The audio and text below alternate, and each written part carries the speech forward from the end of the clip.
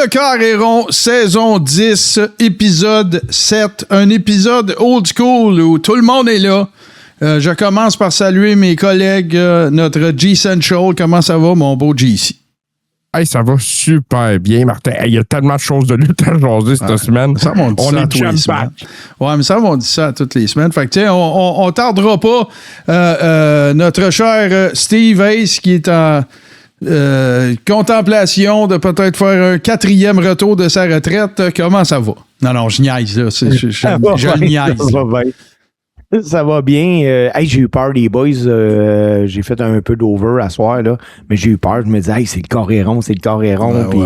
Je voulais vraiment être ici parce que faut que je vous parle tantôt. J'en parlais hors d'onde. Le meilleur match de lutte que j'ai vu à vie.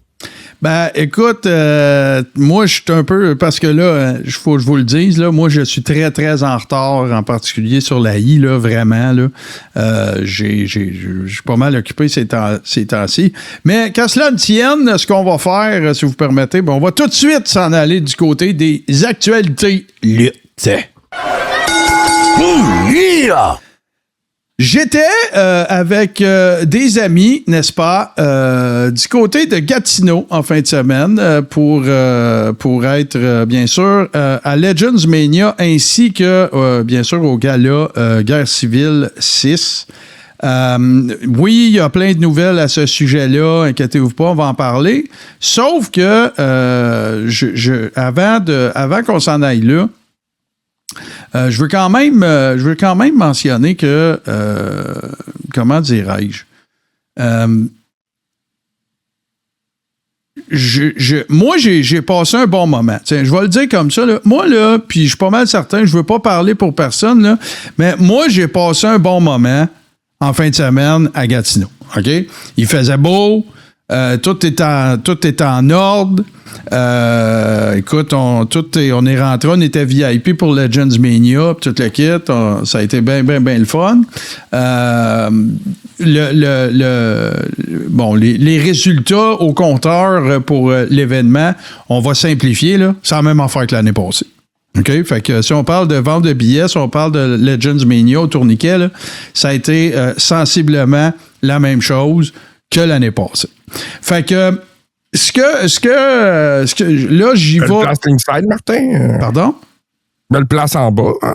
Ouais, ben écoute, puis ça, là, c'est pas des gracieusetés, on s'est pas fait gâter par... Non, on les a achetés, ces billets-là, 16 piastres. That's it. Hey, c'est beau la lutte indie. That's it. Fait que, tu sais, l'aréna, c'était toute beauté, c'était aménagé. Puis là, l'affaire aussi qu'il faut dire, c'est que il y avait une descente à Star, là. Tu sais, fait que Steve, par rapport à toi l'année passée, là, il y avait une rampe, là.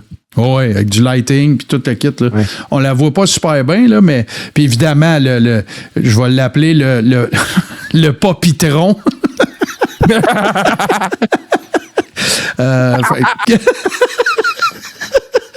Ça vient de me popper dans la tête. Le pire, c'est que j'y ai même pas pensé de dire ça. Oui, le popitron du South Slush Poppy, vraiment, c'est ça coche comme... ça, c'est ma face de niaiseux que je fais des fois quand je me fais prendre en photo parce que je trouve que je suis pas très photogénique. Mais, écoute, il y avait à peu près, je pense que c'est 3300 personnes, là, ou quelque chose comme ça. Pour ce qui est de la vente de billets, je pense qu'il restait des affaires à comptabiliser, mais l'aréna, c'était super cool. Legends Mania. Commençons par parler de Legends Mania. Moi, j'ai pas ressenti... Puis je sais que Stéphane nous écoute, puis c'est rien de personnel. Là, j'y vais vraiment, tu sais, c'est pas arrivé hier, j'ai réfléchi, tout ça. C'était super cool, Legends Mania, mais j'ai pas ressenti la même affaire que l'année passée. Fait que là, ben, je vais en déduire que, écoute, c'est peut-être parce que l'année passée, c'était la première année. Tu sais, que c'était pas Legends Mania, mais tu sais, qu'il y avait des légendes qui étaient là, puis tout ça. Je suis en train de me demander si la mezzanine, là, JC, là, tu sais, l'affaire qu'on marche autour, là, je suis en train de me demander si... c'est super pratique, mais je suis en train de me demander si ça nuit pas un peu. Parce que ça te donne l'impression que... Tu sais, je te donne un exemple, OK? Tu arrives dans l'entrée principale, OK? On arrive là. À gauche, il y a Rick Martel. À droite, il y a les Rougeaux. OK? Tu pars vers la droite, Jim Duggan, puis tu continues, puis là, tu vois toutes les personnalités qui étaient là, right? Je pense qu'ils sont trop loin une de l'autre. Fait que des fois, là, puis là, no offense aux organisateurs, mais des fois, ça te donne l'impression que tu vas au zoo. Puis là, tu marches, Jacqueline. Là, tu marches. Georgia Smith. Tu sais, tu comprends? Il y avait moins d'exposants, Martin, avec ta merch. Ça, c'est l'autre affaire. C'était mon deuxième point. L'autre affaire, c'est qu'il y avait moins d'exposants, je pense. Je ne veux pas me faire reprendre par Steph puis la gang, là, mais je pense qu'il y avait moins d'exposants que l'année dernière. Puis ça a contribué à donner l'impression un peu qu'il y avait trop d'espace entre les workers. Jim Corderas était là, Tito Santana était là, Duggan, je l'ai dit. Il m'en manque une couple, là. Mais, fait Jake était là. Comment? Jake the Snake, t'as-tu là? Non, c'est Jim Duggan. Valentine. C'est Jim Duggan qui a remplacé pour le voyage en autobus. Greg the Hammer Valentine, t'as raison. Fait que anyway, Coco Beware. Je les renommerai pas toutes, mais des fois, je me pose la question, est-ce que ça ne nuit pas les headbangers, c'est vrai, les headbangers. Des fois, je me demande si la disposition puis le fait que tu fais le tour, ça nuit pas, tu sais, alors que si tu marchais vers l'avant, tu regarde, là, je suis pas spécialiste là-dedans, mais c'est mon feeling. Puis ce que ça fait, c'est que je sais pas, évidemment, les workers, c'est pas pareil, mais tu sais, les tables de merch, ces affaires-là. Moi ce qui m'intéresse, JC, j'ai vu des affaires que toi, t'aurais capoté, là. Mais moi, ce qui m'intéresse le plus de la merch, c'est des t-shirts. Tu sais, trouver des t-shirts vintage, là, tu sais, un WrestleMania 2, mettons, tu sais, des affaires comme ça. Ouais, non, je comprends. Puis là, il y en avait pas beaucoup. Il y en avait, mais très, très peu. Moi, je m'achèterais pas des bottes de lutteurs signés, là. Tu comprends? Fait que je ne sais pas si, en tout cas, tu sais, je ne sais pas s'il n'y a pas des questions à se poser par rapport à ça, mais au niveau organisation, au niveau tout ça, c'était parfait, là, c'était nickel, c'était super bien organisé, puis le kit. Fait qu'on a fait, nous autres, on a fait le tour 2-3 fois, puis après ça, on s'est dit, bon, regarde, on a fait ce qu'on avait à faire, on a tout checké ce qu'on avait à checker, fait qu'on va aller faire un tour, c'était radieux, il faisait super beau, fait que voilà. Et là, j'arrive au gala. Fait qu'on arrive... En fait, c'est pas vrai, je me suis acheté de la merch. Je l'ai porté dimanche, je me suis acheté un T-shirt de l'événement. Fait que de Legends Mania. Fait que j'ai un beau T-shirt Rick Martel puis tous les workers qui étaient là. Je suis bien content. Puis là, on arrive au gala. Fait que on arrive, on s'installe et tout ça. Écoute, ça a roulé rondement. Plusieurs bons combats. Évidemment, ben il y a eu l'hommage à Rick Martel, puis moi, ça m'a... écoute, ça m'a particulièrement touché. J'étais vraiment content. J'ai trouvé que le traitement qui avait été fait puis tout ça, c'était sa coche, vraiment super cool. J'ai trouvé que Ricky aussi... au début, il était très humble, tu sais, très, comment dire, très noble. Tu sais, il est classique, ce gars-là, là, ça paraît, là, tu l'écoutes parler, puis c'est clair. Là. Mais là, au fil que, tu sais, il s'est fait ovationner, puis tout le kit, t'as vu Ricky Martel, pas Rick Martel, pas Richard Vigneault, t'as vu Ricky Martel, t'as vu, tu sais, comme le Fire embarqué, là. Puis on dirait que... qui ont de mandat. Oui, c'est ça, exactement. Le Fire est embarqué, puis là, t'avais vraiment l'impression que lui, là, il était en train de vivre quelque chose. Fait que nous autres avec. Fait que ça a été vraiment un splendide moment, vraiment très, très cool. J'ai vu Fred Roméo aussi, il vous fait dire salut les boys. Puis malheureusement, je l'ai manqué, je l'ai vu avant le gala, puis après le Rumble, il y avait une intermission, puis je voulais aller y acheter un T-shirt, puis je pense qu'il était déjà parti. Mais bon. Puis, évidemment, il y a eu le Rumble. Super cool aussi, j'ai vraiment rien à dire. Tu sais, il y en a qui... on va revenir sur la suite des choses, là. Mais moi, j'ai écrit à Jacques après, j'ai dit que j'avais trouvé le finish pas mal cool, tout ça. La seule affaire que j'ai trouvé qui manquait, puis là, c'est une critique constructive, c'est que, oui, c'était avec un taser qui sort Harry Smith, mais ça aurait pris un cattle prod. Ça aurait pris l'affaire long de même, rouge, comme le Mountie. Parce que là, son taser, là, il était gros de même, là. Fait que, tu sais, il a fallu qu'il fasse partir une shot pour qu'on comprenne que c'est un taser avant de le taser, tu comprends? Tandis que si ça avait été le bâton rouge, là, t'aurais même pas eu besoin qu'il fasse du bruit. Il aurait juste mis le monde catché. Ben oui, puis la référence. Mais regarde, là, je comprends que le finish, il a changé une couple de fois. Je comprends toutes ces affaires-là. Faut que je parle de l'aménagement aussi faut que je parle de l'aménagement du centre Slush Poppy. Oui, j'ai parlé du Poppytron tout à l'heure, mais le fait qu'il y avait une gate, là, pas une gate, mais une descente, là, tout ça, c'était pas une affaire là, en angle, là, tu sais, comme à Mania. Là. Au bout, il y avait des escaliers, mais ça a donné un look très impressionnant. Moi, j'ai trouvé que c'était super bien aménagé, tout ça. Pendant que j'étais là, tu sais, pendant tous les événements, les matchs, tout ça, j'ai jamais eu l'impression qu'on était plus que l'année passée. Puis j'en ai parlé de toute façon de la billetterie, là. Mais puis si j'avais une critique à faire sur le déroulement de la soirée, j'ai trouvé ça juste un petit peu long. C'est tout, là. Tu sais, je m'attendais de sortir de là un petit peu plus tôt. C'est tout. C'est pas un knock, là, puis c'est pas. Je suis pas choqué à rien. On est sorti de là assez tard l'année passée aussi. Ouais, non, c'est ça, mais tu sais, je pense que tout ce qu'il y avait à être montré aurait pu être montré une petite affaire plus vite que ça. Maintenant, je comprends, il y a de la logistique, il y a tout ça.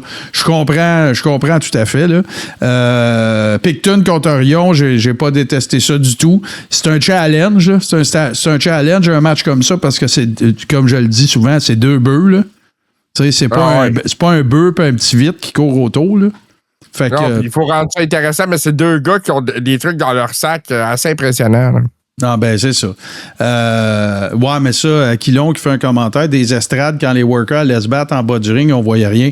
C'est la même affaire à Raw, là. Puis c'est la même affaire à SmackDown. C'est pas mal pareil. Ben ouais, ça dépend où ce que tu es assis, là. Puis oui, c'est une bonne observation, ça. Tu sais, ce qui jouait sur le Poppytron, ben c'était une vraie prod télé, là. Fait que, tu sais, il y avait de l'aiguillage, là. Tu sais, c'était pas juste la hard cam en haut puis that's it. Non, il y avait des switches de plan, tout le kit. Fait que, tu sais, si t'étais quelque part que tu pouvais pas tout voir l'action, ben là, avec ça, t'étais capable de suivre. Maintenant, fait que félicitations. Moi, je considère, félicitations à toute la gang, Martin, Cédric, Stéphane, tout le kit. Maintenant, ben, pour ceux qui suivent ça de près, vous avez assurément vu la nouvelle à l'effet que Jacques Rougeau ne fait plus partie de la GPW. Il y a eu des articles également. Pat Laprade a écrit un article dans lequel il relate un petit peu les affaires qui auraient été au centre des frictions qui se sont produites. La GPW a sorti aussi un communiqué dans lequel je vous le lirai pas, allez sur la page Facebook, mais en gros, ce qu'on dit, c'est, ben regarde, on veut juste vous signifier que nous ne sommes plus associés d'aucune façon avec Jacques Rougeau. On apprend de nos erreurs, puis si ça vous a blablabla, puis va de la galère, on s'en va avec ça. Évidemment, Jacques est allé aussi sur les médias sociaux. Il a fait des publications dans les derniers jours, dont une dans laquelle il dit que lui, il préfère pas laver son linge sale en famille, et ainsi de suite. Puis lui, il affirme qu'il fallait qu'il mette son pied à terre, puis que, bref, la vraie histoire on la connaîtra jamais. OK? Ça, c'est le premier constat évident. 2, moi, je vais vous le dire, là, puis je sais pas ce que vous allez en penser, les gars, mais moi, j'ai jamais pensé que Jacques serait encore avec la GPW après l'événement. J'ai jamais pensé ça. Je sais pas si vous vous rappelez, mais quand on a eu Stéphane, tu sais, j'y ai demandé, il est-tu actionnaire ou, tu sais, c'est juste s'il vous donne un coup de main? Puis, tu sais, j'ai senti que, je sais pas, là, tu sais, c'était. Tu sais, c'est pas comme quand quelqu'un dit, ben oui, il est actionnaire. Tu sais, la réponse n'était pas comme ça. Puis quand je dis ça, c'est rien contre Stéphane ou la réponse qu'il m'a donnée. Il n'y a aucun problème.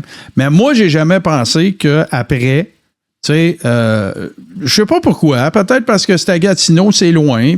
Moi, j'ai pensé là, que le deal qui s'était fait, c'était Jacques va faire de la promotion, il va travailler dans le ring, il va aider à booker des légendes. Puis après ça, ben, il va s'en aller au soleil couchant. Puis tout le monde va être content. On m'a jamais nécessairement non plus affirmé le contraire. On m'a jamais dit qu'il sera plus là après, mais vous comprenez ce que je veux dire. Toi, Steve, qu'est-ce que tu as à dire là-dessus? Ben, moi, là, ce que j'ai à dire, ben, écoute, ça va paraître particulier. Est-ce que je croyais que Jacques allait rester à la GP parce que Moi, c'est l'hiver passé, il m'a donné mon téléphone sonne, c'est Jacques. Il avait besoin d'une fille pour lutter à Gatineau le lendemain. Puis il voulait booker ma fille, mais ma fille était déjà bookée ailleurs. Fait que tu sais, j'étais là, je me disais, ben écoute, il était impliqué dans le booking, tout ça. OK. Tu vois, ça, je savais pas, par exemple. Je savais pas ce bout-là. Ouais.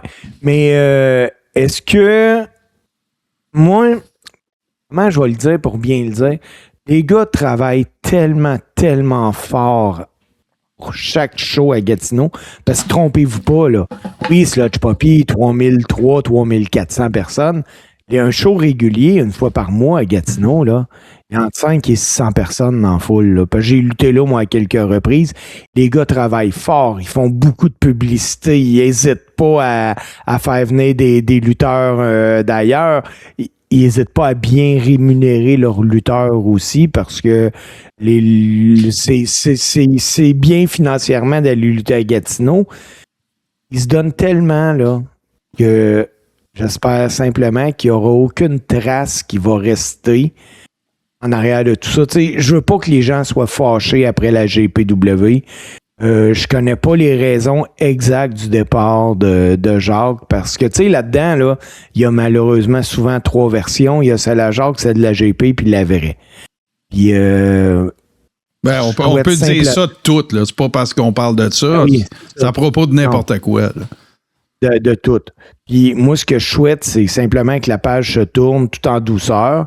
Puis je souhaite la meilleure des chances à la GPW, puis qu'ils en remettent encore plein la vue l'année prochaine, puis qu'il y ait encore plus de monde au centre Sludge Poppy. C'est tout. Ben ouais, voilà. JC, t'as-tu quelque chose? Tu as suivi ça de loin comme c'était. J'ai parlé des workers qui étaient sur le show. Ouais, j'ai parlé avec tout le monde. J'ai posé des questions. Puis il y a du monde qui m'ont dit des affaires que je peux pas dire. Parce que ce serait pas correct de le dire, puis que c'est juste une personne. Fait que, tu sais, je veux pas avoir mes opinions là-dessus. Ce que je dirais, cependant, c'est ça. C'est que la GPW, c'est l'organisation qui travaille fort. Une association avec Jacques, ça aurait pu être profitable sur bien des points, puis peut-être que ça l'a été aussi sur certains points. Là, je vais revenir sur le papier de Pat Laprade, parce que, tu sais, Pat, je suis pas toujours d'accord avec ce qu'il écrit, surtout quand il parle de Jacques. Je trouve qu'il est assez factuel, cependant, dans celui-là. Là. Il y a des choses qui ont été confirmées. Tu sais, moi, je trouve ça plate, ces affaires-là, parce que ça gâche le succès de Guysville puis de Legends Mania. Ben, écoute, moi, on se rejoint, les gars, parce que je suis pas mal à la même place que vous autres. Par contre, ce que je vais me permettre de dire, c'est que à un moment donné, tu sais, qu'est-ce qui est d'intérêt public, puis qu'est-ce qui ne l'est pas? OK? Qu'on parle de Jacques, qu'on parle de la GP, qu'on parle de l'article de Pat Laprade, qu'on parle de nous autres, qu'on parle des autres podcasts, qu'on parle de n'importe quoi. Tu sais, qu'est-ce qui est réellement d'intérêt public, puis qu'est-ce qui ne l'est pas? Puis ben oui, je comprends la game de l'information, puis de vouloir être lu, puis des clics, puis tout le kit, là. Moi, j'étais là. OK? De toutes les personnes, entre moi, Steve, JC, puis Pat Laprade, moi, j'étais là. OK? Puis, moi, j'ai pas passé un mauvais moment. Moi, je vais vous dire, puis là, peut-être que quelqu'un pourra me traiter de naïf, là, mais moi, je peux vous dire que je n'étais au courant d'absolument rien de tout le grenouillage que j'ai appris en revenant, puis dans les derniers jours. OK? Moi, j'ai passé une excellente soirée. J'ai regardé des workers se défoncer. Puis, j'ai passé un bon moment. Les affaires que j'avais à dire, je les ai dit. Tu sais, je me pose des questions sur la configuration de Legends Mania. Est-ce que le gala pourrait être un tantinet plus court? J'ai aimé le finish du Rumble. J'ai ri, j'ai popé. J'ai capoté sur le segment Rick Martel. J'ai pas détesté du tout le match Lancelot contre Rhino. Je le savais que ça serait pas long parce que Rhino, tu sais, il est plus dans la fleur de l'âge, là, puis son corps est taxé, là, c'est clair. Mais c'était Rhino, inquiétez-vous pas. Puis il y a eu un pop de Rhino. puis le match Picton contre Orion. J'ai trouvé qu'Orion avait l'air un petit affaire moins en shape que l'année passée, mais tu sais, je connais pas sa vie. Peut-être qu'il a un job, peut-être qu'il fait d'autres choses, je le sais pas. Mais j'ai passé un excellent moment. Puis moi, là, c'est personnel. C'est pas contre Pat Laprade, c'est pas contre personne. Mais ça aurait très bien pu être présenté comme fin de l'association entre... Tu sais, là, ça vire à... Je vous l'avais dit, puis tu comprends? Moi, c'est juste ça qui me dérange. Ça veut pas dire qu'il n'a pas le droit de l'écrire, c'est juste ça qui me dérange. Fait que t'aurais pu dire, ça aurait pu être présenté, puis je parle pas juste de Pat Laprade, n'importe qui, là. Ça aurait pu juste être présenté, fin de l'association Jacques Rougeau, GPW, suite à un communiqué, patati patata, puis après ça, le grenouillage, faites ça chez vous, là. C'est-tu grave si l'agent d'un tel était choqué, puis la merge de un, tu sais, tout ça, moi, je veux dire, je vais conclure là-dessus en disant tout simplement que j'ai jamais pensé que Rougeau serait là après. Pas parce que je pensais que ça irait mal, pas parce que je pensais qu'il réussirait pas, parce que moi, je pensais que c'était un one-shot deal. Regarde, on vous a aidé, on va promouvoir ça. Ils ont commencé de bonne heure, il y a eu des conférences de presse. Jacques est allé à la RDS, est allé un petit peu partout. Puis, il est même venu ici. Puis là, ben regarde, le gars-là, il est terminé. Le Legends Mania est terminé. On s'essuie, puis on recommence l'année prochaine. Puis je sais que la GP va se relever de ça, va faire une bonne job. Puis Jacques, il va faire d'autres affaires. Puis regarde, si on peut promouvoir tout ce beau monde-là, ben on va le faire. C'est tout. C'est pas mal l'essentiel du commentaire que j'ai à faire. Puis, je vous rejoins tous les deux aussi, les gars. La GPW n'a absolument rien, pantoute, à se reprocher de l'événement qu'ils ont livré samedi soir. Parce que c'était cool, j'ai pas vu de longue face. Regarde, les personnes qui étaient dans la salle, là, ils ont eu du fun, eux autres. On dirait que ça donne à penser que les seules personnes qui n'ont pas eu de fun, c'est ceux qui workaient sur le gala. Puis ça, ben, tu sais, à la limite, est-ce que c'est newsworthy? Je le sais pas. Je te dis, si c'était Raw, je dirais pas la même affaire, là. Mais là, tu sais, c'est de la business locale, puis le kit. Il y en a peut-être qui vont dire que ça devrait être traité avec la même rigueur que les gros galas. Moi, je suis pas 100% d'accord avec ça. Voilà. JC. Ben, écoute, l'événement en soi est un succès. Moi, je souhaite le meilleur, naturellement, à GPW. Puis aux workers du site qui ont travaillé sur le show, puis sur les autres shows. Moi, comme je te dis, j'ai eu des commentaires de gens qui ont worké sur le show. J'ai eu des commentaires de gens qui étaient présents pour le show puis Legends Mania, qui ont passé un très beau moment aussi, autant que toi. Bon. Fait que je vais vous dire que l'événement en soi, c'est un succès. Est-ce que tout ça, c'est allé trop loin? Est-ce qu'une discussion entre actionnaires aurait pu être réglée autrement? Probablement. Peut-être. Il a fallu que ça tombe dans les mains de quelqu'un, que ça sorte publiquement. Oui, puis écoute, là, je veux dire, les personnes concernées, ben, tu sais, ils ont des sources, là. Moi, je remets pas ça en question, là. Moi, je suis sûr que la personne concernée est très bien informée. Oui, c'est ça, je te dis là-dessus. Moi, je remets pas en doute les propos qui ont été tenus. Je fais juste questionner sur le fait que est-ce une absolue nécessité d'aller dans les moindres détails à propos d'exactement chaque affaire? Moi, je pense que non. Puis ça aurait pu faire un papier aussi important, puis aussi... fait que voilà, c'est ce que j'avais à dire. Mais félicitations à GPW d'avoir tenu ce gala-là. Puis félicitations à Jacques aussi, parce que moi, le finish de son match, j'ai bien aimé ça. Puis, somme toute, puis je pense que je peux me faire le porte-parole des amis avec qui j'étais. Ben, on a eu bien du fun. Puis, vague la galère. Je vais continuer d'encourager la GPW, je vais continuer d'encourager les workers du Québec. Puis, dans 3 semaines, on n'en parlera plus. Voilà. Steve, qu'est-ce que t'as de bon à nous chanter, toi, cette semaine? Hey, moi, j'ai à vous chanter. Premièrement, là, j'ai dit que j'avais vu le meilleur match de lutte de ma vie. Bon, ben, parle-nous-en donc, là. Tout excité, ça. Ben oui. Vas-y fort. J'ai eu le grand privilège, parce que c'est de même qu'il faut appeler ça un grand privilège, quand on voit 2 artistes au sommet de leur art s'exécuter, c'est un grand privilège. Et j'ai vu El Grande Americano contre l'original El Grande Americano, un combat qui s'est déroulé au Mexique pour la AAA. Autant de l'entrée jusqu'au son de la cloche, Un combat qui m'a tenu en haleine. J'ai vraiment, vraiment tripé Martin puis JC. JC, tu l'as écouté, on en parlait hors d'onde. Toi aussi, t'as capoté sur le match. Ouais, mais attends une minute, là. Wow, là. Steve Sauvé, ce que tu m'as dit, c'est que c'était le meilleur match que tu as vu de ta vie, là. C'est le meilleur match de lutte que j'ai vu de ma vie. C'est vraiment le meilleur match de lutte que j'ai vu de ma vie. Écoute, c'est un match qui a dépassé Shawn Michaels Undertaker à Mania. Pour moi, c'est le meilleur match que... Ah, ben oui, easy, JC, easy. Écoute, de ce que je vois à date, on parle d'un match 7 étoiles. Ah, mais là, attends, là, Meltzer, a-tu scoré ça, là? Non, c'est un peu partout. J'essaie de voir la note de Meltzer. Ben non, il regarde pas ça, Triple A. Ouais, on sait pas ses chums, là. Non, c'est ça. Il va donner une étoile et 4 pour les. Ben ouais, c'est ça. Il va dire 4 étoiles. C'est tellement bien fait que c'est ça que la lutte, faut que ça soit.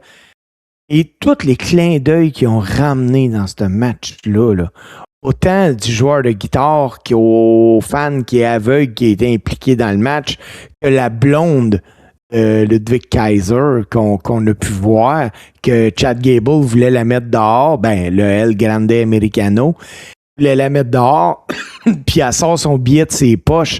Tout a été parfait, les gars, je vous le dis, là. Rien à dire sur ce match-là. Même l'entrée, les gars. Tu sais, au Mexique, c'est très, très, très formel. Puis, la seule chose qui m'a tellement surpris, c'est que le babyface, c'était Ludwig Kaiser. Ah, définitivement. Là-bas, il est over as fuck, là. Spécial, parce que écoute, ça n'aurait pas été ça à quoi moi, je me serais attendu, honnêtement. Là. Et non, moi non plus. Moi, je m'attendais à voir Chad Gable comme babyface. Hey, tu sais qu'est-ce qu'on va faire? Je viens d'avoir une idée, là. OK? Pas à soir, là. On va se reconnecter ensemble, les trois, là. Puis le match, là, on va le regarder pour les patrons. On va le regarder pour les Rebels. Oui. Oh yeah. Ouais, on va faire ça. Fait que on se reconnecte pour savoir quand. Là. Mais, Martin, la semaine prochaine, il va vous dire que c'était le meilleur match de lutte qu'il a vu de sa vie. Ah bon, et autres. Écoute, puis là, t'as Max Lacloche, il dit que c'était magnifique. Les Humiliés du Québec, Nick Dénommé, il dit meilleur match depuis Bret Austin. T'as à boire, là. Vous mettez à barre haute, tout le monde. Oh, ouais, je suis d'accord, Martin. Moi, ce match-là vient de se glisser dans mon top 5, c'est sûr. J'en ai vu en tabaslac de la lutte, là. C'est mieux d'être bon, mais tannant. Selon mon avis, là, on peut remettre le prix de match de l'année tout de suite. Ouais, fais attention avec ça, Steve. Ouais, mais là, si tu dis ça toute l'année, tu vas dire, ouais, mais ça bat pas El Grande Americano, tu sais. Ah, OK. Non, mais regarde bien, là. Ça donne rien, tout ce qu'on fait là. On va le regarder ensemble, OK? Puis Steve, tu vas essayer de ne pas être trop check bien ça, là. Hein? Tu vas essayer de... Non, parfait. Puis on va le regarder, puis on va faire ça dans Rib Room. On va faire ça avec notre communauté. Ben, ça sera peut-être pas dans Rib Room, ça va peut-être être directement sur Patreon. Mais anyway, si vous n'êtes pas membre de patreon.com/tout ce qui TV, vous ne nous verrez pas le regarder. Voilà. Mais tu sais, je tiens à dire que... Attends, juste une minute, Steve, il est bien pressé. Vas-y, JC. Steve, il est craqué. En 2022, à Raw, t'avais Chad Gable contre Ludwig Kaiser, dont tout le monde se calissait là, comme combat.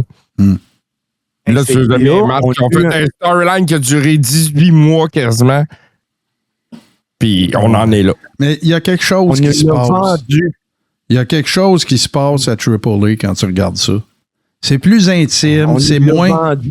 Ouais, mais l'atmosphère, tout le setup de Triple A, que tu regardes Triple Mania, t'as l'impression que t'es vraiment dans une espèce de temple aztèque, là, pis tout, là. T'as un genre de mélange entre Lucha Underground, puis la I, puis c'est tout ça. C'est vraiment spécial ce qui se passe à Triple A. Si vous avez jamais vu ça, si vous avez jamais donné une chance à regarder le produit AAA. Puis je pense que la WWE ont fait une bonne job de respecter ça. En tout cas, dans les galas que moi j'ai vus. Fait que vas-y, Steve, continue. C'était une lancée. Ben, sinon, écoutez, boys, en fin de semaine, il y avait aussi Clash en Italie. Ben oui. Toi, tu voulais aller là. Toi, tu veux pas qu'on fasse un segment? Non. OK. Non, attends un peu. OK. Cash in Italy vient de finir et on a déjà des matchs de confirmés pour SummerSlam parce que là, ça a été confirmé que le gagnant et la gagnante du King et Queen of the Ring vont avoir des matchs de championnat à SummerSlam. Ouais. Ben, WWE a sorti son poster de SummerSlam, Roman Reigns et Seth Rollins. Hey! Ben, ça veut pas dire que ça va être ça. Seth va gagner le King of the Ring déjà. Ça veut pas dire que ça va être ça non plus, là. Ça peut être un... Il annonce un match de championnat entre les deux, là. Ben là, je peux pas croire qu'ils ont fait ça, Steve, là. Je peux pas croire qu'ils sont épais à ce point-là. À moins que le gagnant va décider d'aller contre Cody Rhodes. Ben ouais, mais en tout cas, moi, je peux pas croire qu'ils sont sans dessin à ce point-là de spoiler un des main events de SummerSlam, là. Tu sais, voyons, je peux pas croire, là. En tout cas, si c'est ça, c'est cave, pas à peu près, là. Et l'autre match qui a été spoilé, c'est Io Sky contre Liv Morgan. Bon. Pour le match du championnat féminin à SummerSlam. Ben, écoute, puis là, moi, on va les regarder tantôt. Ben, tiens, tu veux-tu qu'on parle de... Regarde, on va en parler tout de suite de King of the Ring. Regarde, on va parler des gars pour commencer, là. Tiens, ça c'est les braquettes de King of the Ring, OK? Il y a Obafemi qui est déjà qualifié, là. Il s'est qualifié à Raw, OK? Fait que là, la manière ça va marcher, c'est que c'est des Fatal 4-Way. Il va en avoir 4. Les gagnants de chacun vont s'en aller en demi-finale. Puis à Night of Champions, on va voir les gagnants de ça. Fait qu'Obafemi, c'est déjà réglé. Fait que Penta, Solo Sikoa, Carmelo Hayes, tu sors ça. Il reste Mysterio, Braun Breaker, Trick Williams, puis Damian Priest d'un bord. Il y a Rollins,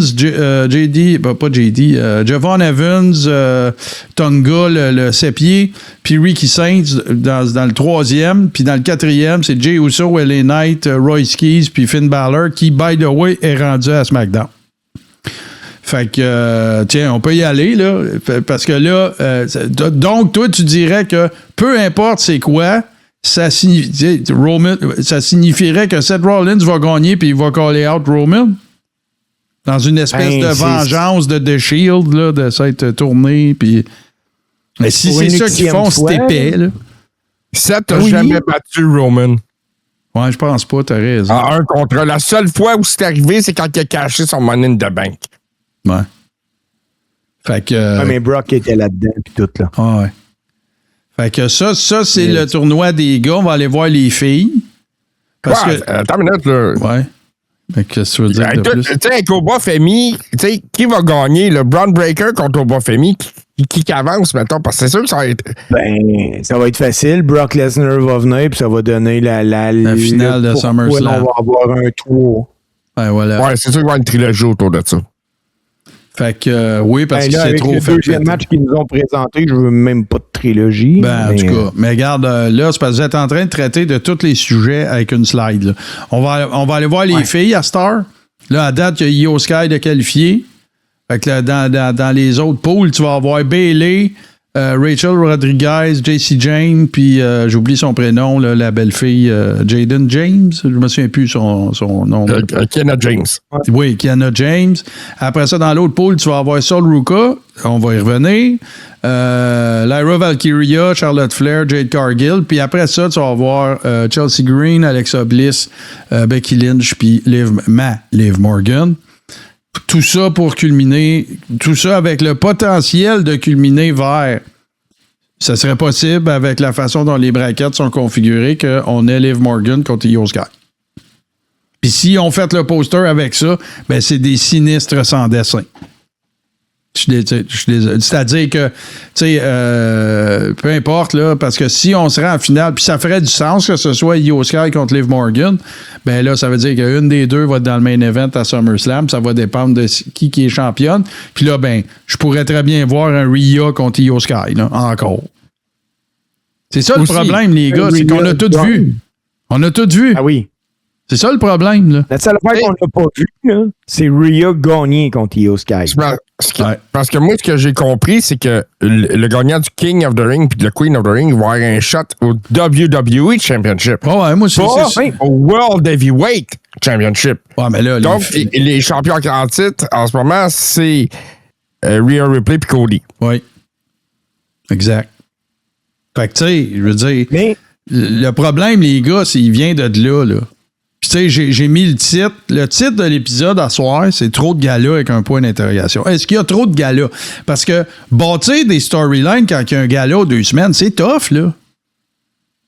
Vraiment? Hey, pense à ça, là. Il y a une équipe de writers, là, on va prendre la WWE, mais ça sera la même histoire avec la AEW.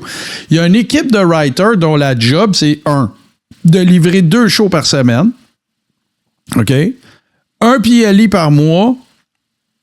Un Saturday Night's Main Event par mois ou presque. OK? Puis là-dedans, t'as un paquet d'autres patentes, là. T'as des dark matchs, t'as un paquet de... Pas des dark matchs, mais t'as des matchs qui servent à d'autres gogos, puis des cossins sur Internet, puis de la promo, puis toute la kit. Fait que là, à un moment donné, c'est normal qu'on ait été exposé à trop de combinaisons similaires trop souvent, là. Tu sais, regarde, Becky Lynch, là, regarde, OK, je prends Becky Lynch parce que c'est une figure prédominante, puis elle est sur sa dernière run ou peut-être l'avant-dernière run, OK? Becky Lynch contre Sol Ruka, on l'a vu. Becky Lynch contre Lara Valkyria, on a vu ça. Becky Lynch contre Charlotte Flair, on a vu ça. Becky Lynch contre Jade Cargill, on l'a pas vu, mais c'est 2 heels. Je continue. Becky Lynch contre Roxanne Perez, pas vu.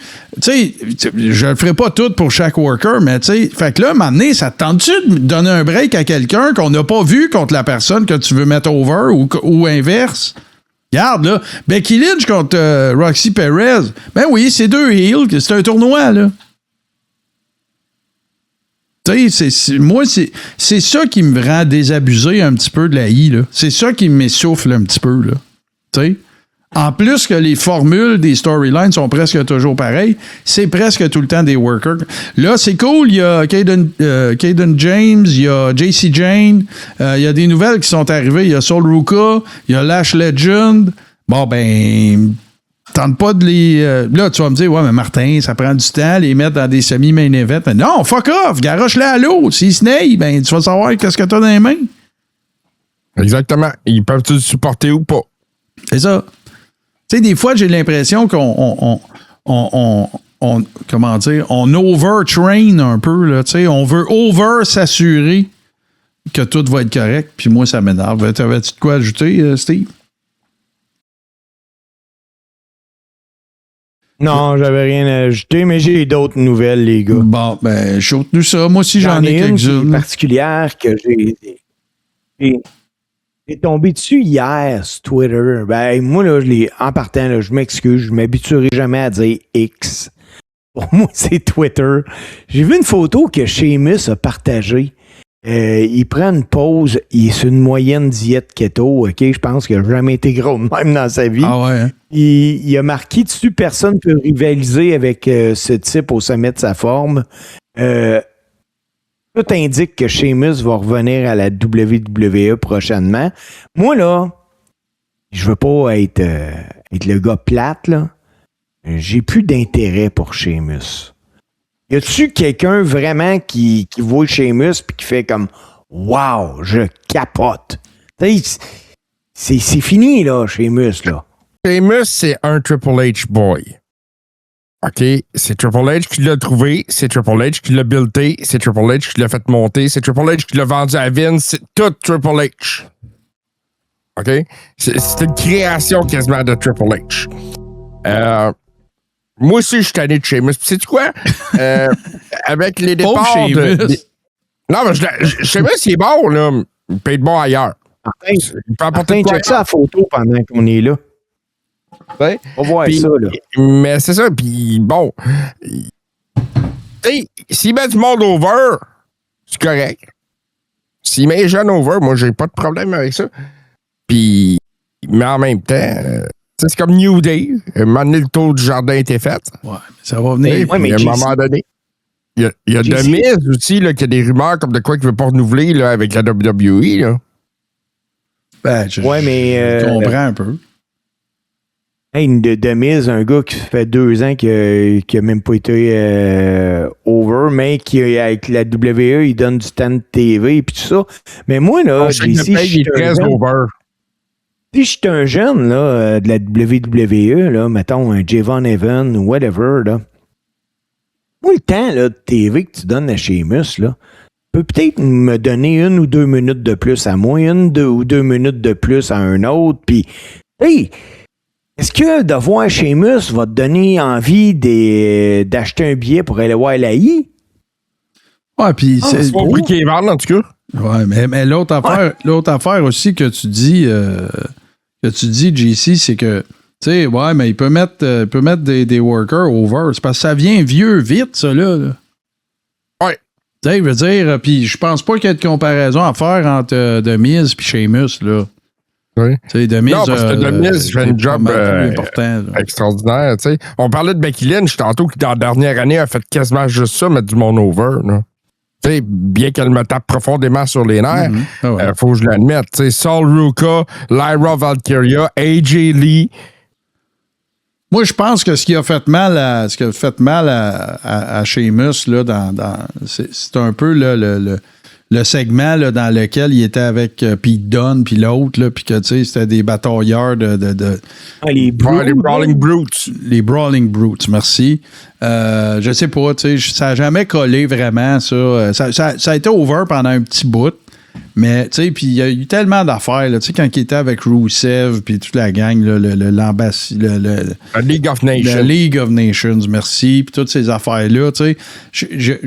On dirait qu'il est comme passé vraiment de main eventer à ploop, tu sais, filler. Mais c'est ça, tu viens de mettre le doigt là-dessus, Martin, je pense. J'ai autant d'intérêt à voir Sheamus que Rusev en ce moment.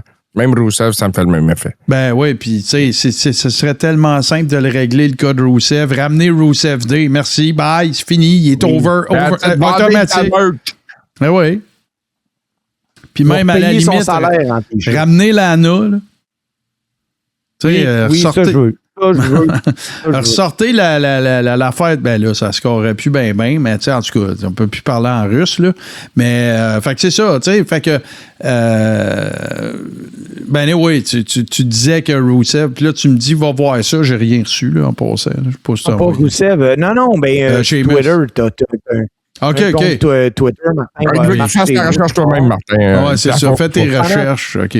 Mais je vais faire du millage le temps que Martin, tu vas aller voir ça. J'ai confiance que tu vas y aller. Ouais.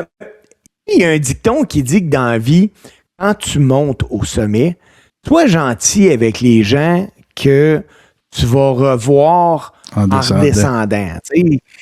Puis il y a un gars, puis c'est lui qui l'a partagé, c'est pour ça que j'en parle.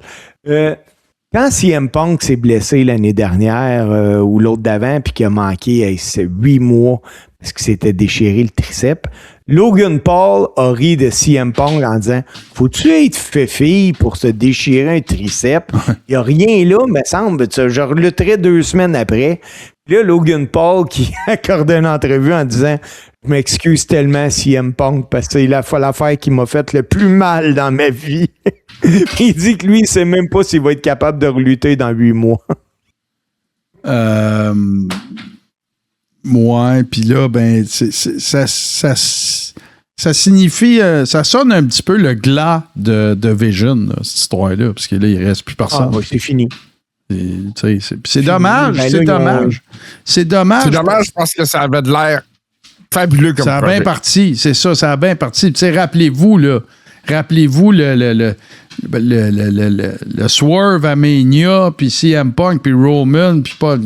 C'était parfait, ça. C'est vraiment, la gueule nous a tout décroché. Storytelling à la Paul Heyman. Ouais, la gueule nous a vraiment décroché, puis là, ben bang, on se ramasse au bout que. Bon, il n'y a plus personne dedans parce dans le fond, il reste Austin Theory puis Braun Breaker.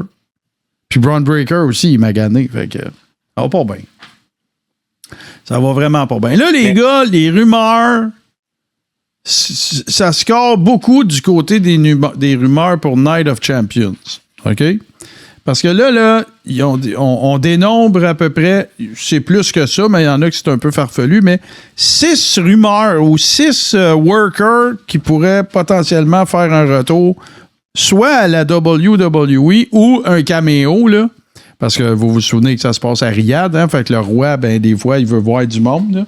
Il n'a pas demandé Yokozuna cette année, je pense. Mais je vous fais la liste là, des rumeurs quant à des potentiels retours de certains workers et ou équipes. En 6e position, il y aurait Enzo Amore et Big Cass. Ça se parle beaucoup depuis une couple de semaines. Ouais. Enzo Amore, c'est sûr qu'il va revenir. J'ai l'absolu certitude. Convaincu. Enzo qui a commencé à travailler au Performance Center, puis à refaire du indie, il en faisait plus. C'est ça. Puis pour vrai, il est encore fucking bon. Ouais. Puis ce sur quoi je me questionne le plus, c'est Big Cass parce que je connais pas sa situation contractuelle à AEW. Fait que je sais même pas si. JC, tu regardes ça, l'as-tu vu récemment? Sur le sens, un bout, j'ai pas vu Big Bill. Ouais. Bon. Fait que. On va sortir les Big Bill. Une autre personne qui est mentionnée, c'est Carmella. Mais évidemment, elle n'a jamais été encore d'un bonne grâce. C'est quand même la conjointe de Corey Graves, puis tout ça. Puis, elle s'est absentée pour fonder famille avec Corey Graves et ainsi de suite. Mais on parle de rumeurs ici, là. Hein? Attendez-vous pas.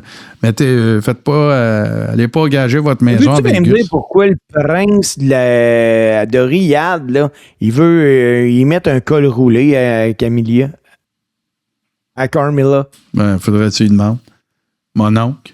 Fait que.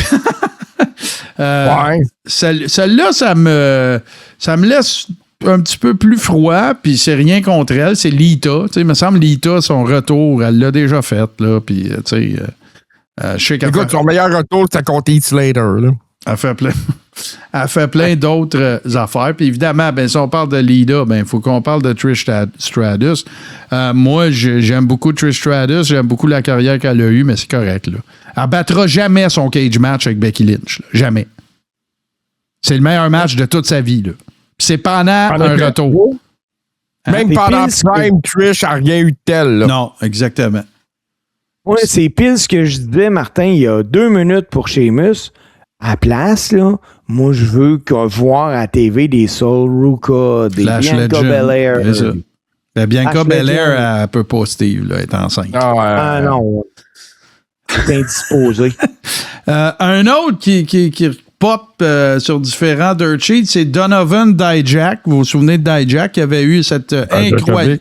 oui, exact. Incroyable rivalité avec Keith Lee dans le temps à NXT. C'est certains des meilleurs matchs. Là-dedans, il y a certains des meilleurs matchs de NXT de tous les temps. Oui, écoute, c'était 2 estimes mastodontes. Dijak, il est très, très grand, puis Keith Lee est très, corpulent et très athlétique. Ça a donné des matchs absolument extraordinaires. Fait qu'il faudra pas se surprendre, le rumor mill se fait aller. Mais le numéro 1, c'est évidemment Baron Corbin, qui a un peu, un autre qui a un petit peu fait le trajet Cody Rhodes, AJ Styles, c'est-à-dire d'aller un peu se réinventer dans les indies. Il figure parmi les workers les plus prédominants sur Joe McIntyre, même chose. Il fait partie des lutteurs les plus prédominants sur la scène indie actuellement. Il a été à Major League Wrestling, il a été à Maple Leaf aussi, avec Scott D'Amore. Fait que semblerait-il qu'il ne faut pas se surprendre si on les voit. Ça ne veut pas nécessairement dire à Night of Champions, mais effectuer un retour potentiellement, ça fait partie des rumeurs qui sont à la surface. Triple H guy, Baron Corbin, c'était un autre Triple H guy. Builté par Triple H, mis de l'avant par Triple H à l'époque d'NXT. Sa run de Lone Wolf, c'est ce qu'il a fait de mieux dans sa carrière. Là. Ils ont tout fucké ça. Lone Wolf, puis toi, tu veux dire avant de se faire couper les cheveux, là? Ouais, la run à NXT, là. Ouais, non, c'est sûr. Mais écoute, Happy Corbin, c'était pas pire aussi, par exemple. C'est correct si tu ramènes Baron Corbin, c'est correct. Qu'est-ce que tu fais avec? C'est ça le problème. Là. C'est bien contre Rusev. Mais là, toi, JC, tu dis que Rusev, il n'y a pas d'affaire là, puis tout le monde que tu ramènes, t'es mis contre lui. Là. Ça ne marchera pas. Exactement. Tu fais un Royal Rumble d'inutile. Ça marchera pas, ton affaire. C'est pour ça, c'est pour moi le booker, Chris. Mais oui, toi, t'aurais Rusev contre... Ben, en fait, ça a eu lieu. Rusev contre Tozawa, t'aurais pas de problème à booker ça, toi. Là. Ouais, puis t'appelles ça... Tozawa s'est fait brasser en esti. Bon, ouais, c'est ça. T'appelles vraiment ça le Royal Rumble des inutiles. Ouais, c'est ça, les sert peu à rien. Hey, les gars, une autre nouvelle. Je sais que vous allez être probablement très triste là, de ça. Là, puis les gens qui nous regardent et qui nous écoutent aussi, essayez de contenir vos émotions. La Heritage Cup à la NXT n'existe plus. Ouais, c'est fini. Fini. C'est épouvantable. Voilà. Puis ces dernières... la dernière fois qu'on le levait à TV, ben, c'est quand Tony D'Angelo l'a crié en bas d'un pont. C'est terminé. C'est terminé. Voilà. Sinon, ben, ça peut être... Tu sais, vous vous souvenez, on en a parlé il y a quelques semaines qu'il y aurait eu des potentielles tentatives de ressusciter, si on veut, Lucha Underground. Je ne sais pas si vous aviez vu ça passer. Ouais, on en avait parlé un peu. Ben, moi, j'ai vu ça passer. J'attends des nouvelles de ça avec impatience. Ouais, c'est une affaire qui a été postée, en fait, sur Facebook. Le Facebook de Lucha Underground. Ça n'a pas leur dit. propre profil. Ouais, c'est pas on va revenir ou peu importe, là. Mais, puis, parallèlement à ça, puis est-ce que c'est une nouvelle qui pourrait confirmer le tout? Ben, ça a l'air que la WWE aurait tenté de se porter acquéreur des archives de Lucha Underground et que, en fait, la propriété de ça, c'est MGM et Amazon qui ont ça, une petite compagnie de rien. Et semble-t-il qu'ils veulent rien savoir. Ils veulent les conserver, les archives. Fait que, tu sais, moi, il me semble que si la seule raison qui pourrait faire que tu vends, c'est parce que tu sais que tu ne reviendras jamais. Tu sais, tu vas faire une pause de cash avec ça, là.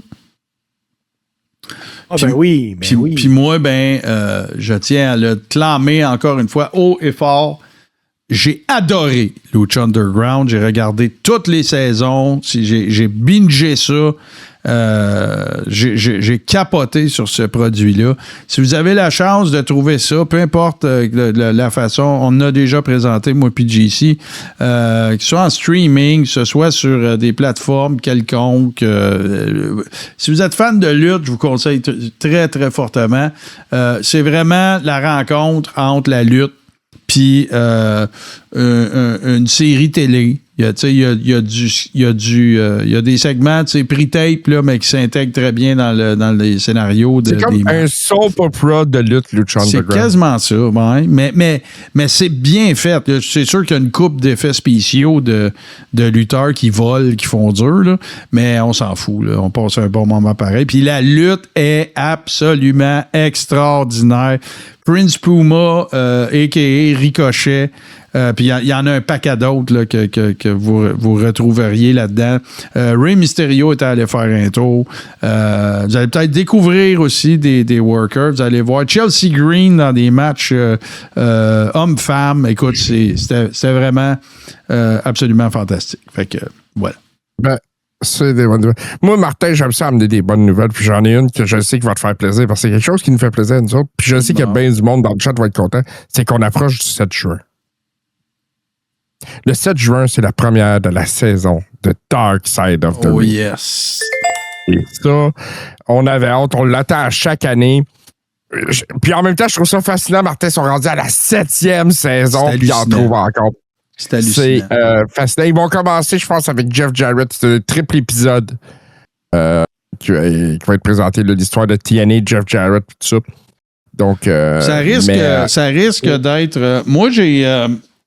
quand Jeff Jarrett a parti son... je me souviens plus du titre exact, Double J's World ou quelque chose de même, là, avec Conrad Thompson. Quand il a parti son podcast, les 4-5 premiers épisodes concernaient strictement la fondation, la création, la fondation de TNA. Avant Dixie Carter, avant tout ça, son père est impliqué là-dedans, puis toute l'équipe. C'est pas mal intéressant. Fait que, puis connaissant la gang de Dark Side of the Ring, on va apprendre des affaires. Ils sont juste trop bons. Ça va être juste trop parfait. Fait que moi aussi, j'ai bien, bien hâte de me délecter de cette 7e saison. Je veux juste faire un petit peu de millage là-dessus parce que dans la 7e saison, vous allez voir un épisode sur Vader. Et Vader est personnifié par un lutteur québécois du nom de Max Lemire. Ça a été présenté, ça, cet épisode-là. C'est dans la saison 6. Ouais. C'est vrai, c'est la saison 6, c'est moi. Là. Ouais. Mais je vais faire un petit recap là, de ce qui s'en vient naturellement, les 3 épisodes, là, Jeff Jarrett, la création de la TNA. C'est la première fois qu'un sujet touche 3 épisodes. Chris Benoit a eu 2 épisodes. Owen Hart a eu 2 épisodes. C'est la première fois que Dark Side of the Ring il va avec un triple épisode. Ça risque d'être intéressant. On va revisiter les vieilles carrières de Paul Orndorff, Ray Traylor, le Big Boss Man, Missy Hyatt, Zach Gowen et The Renegade aussi. Puis il va y avoir un épisode dans lequel on va revisiter le match entre Necro Butcher et Samoa Joe. Puis si vous ne savez pas ce que c'est, ça, faites vos recherches. Ouais, c'est ça. Puis si vous avez le cœur sensible, regardez pas le match. C'est ça. Je veux juste, tu sais, on parlait tantôt de GPW, puis l'exemple pourrait s'appliquer à plein d'autres affaires, mais là, c'est parce que en ce qui concerne la GPW, c'est des chiffres qu'on connaît très bien, puis on connaît le monde impliqué là-dedans. Là. On est déjà allé. TNA Slammiversary cette année, c'est le 28 juin. Ça va avoir lieu à Boston. OK? Puis là, selon WrestleTix, la vente de billets, ça va pas super bien. C'est sûr qu'il reste un mois. Là. Mais ils ont 1258 billets de vendus. OK? Puis la salle, elle a été configurée pour recevoir 3512 personnes. Non, mais attends, là. À GP, il y avait ça, là. Oui. Puis là, on parle du WrestleMania de TNA à Boston, là. Fait que moi, si je suis impliqué et que je travaille au sein de la GPW puis je regarde ça, là, je suis pas gêné. Hein? Ben non. Vraiment pas. Écoute, la salle, une salle pleine pour Slammiversary. Ben oui, il y a le pay-per-view, puis il y a l'achat, le regarder en ligne, chose que la GP Live n'a pas accès. Là. Mais 3512 personnes, mais elle peut accueillir jusqu'à... La salle a été configurée pour recevoir 3512 personnes, mais elle peut accueillir jusqu'à 6521. Mais eux autres, là, de ce que je comprends de la façon dont c'est dit, ben s'ils vendent 3500 billets, ils sont contents avec ça. Là. Oui. Ben regarde, la GP à quelques centaines près, ça fait 2 ans qu'ils font ça. C'est ça. À la même place. À la même place. Exactement. Fait que c'est pas gênant. Les gars, il y en a une nouvelle qu'il faut parler. Il faut absolument parler parce que là, il n'y a personne qui réussit vraiment à comprendre ça. Le mois dernier, il y a une fédération de lutte qui a été vendue. Hein. Ça s'appelle la New Japan Pro Wrestling. Puis Jeff Jarrett a été invité justement, c'est comment il s'appelle, Conrad Thompson, au podcast de Conrad Thompson. Et il a révélé le prix de vente de la New Japan Pro Wrestling. Ça s'est vendu 30 millions de dollars américains. Tu vois, j'aurais dit peut-être un petit peu plus que ça. Moi aussi, je m'attendais à quelque chose de plus gros que ça. Ouais. Tout le monde pense plus gros que ça. Puis là, Jarrett, lui, il ne comprend pas parce que l'acheteur n'a pas été divulgué. Le montant a été divulgué, mais l'acheteur veut faire quoi avec ça? Ben, moi, m'a dit ce que j'espère que c'est pas. Il ne s'en fallait pas plus pour que les spéculations commencent. Ben, moi, je vais te dire que je souhaite que ça soit pas. J'espère vraiment que c'est pas la WWE ou la AEW. Hein, tu vois, ça ressemble un peu à ça dans les rumeurs parce qu'il y en a qui disaient Vincent Kennedy McMahon. Ben, en tout cas, il l'aura pas longtemps. Au Japon! La New Japan... ils ont tenu des événements ici.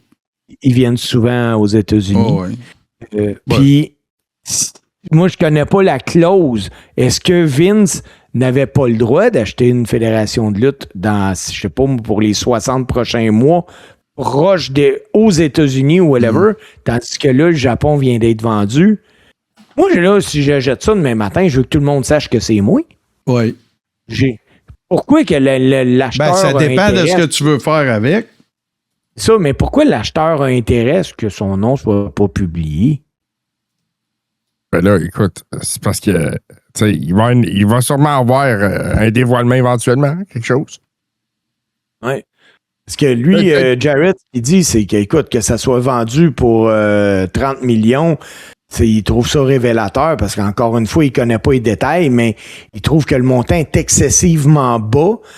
D'un autre côté, il dit que c'est très significatif parce que le secteur des événements en direct, c'est pas ce qui marche le plus, mais que encore pire que l'acheteur ne se manifeste pas.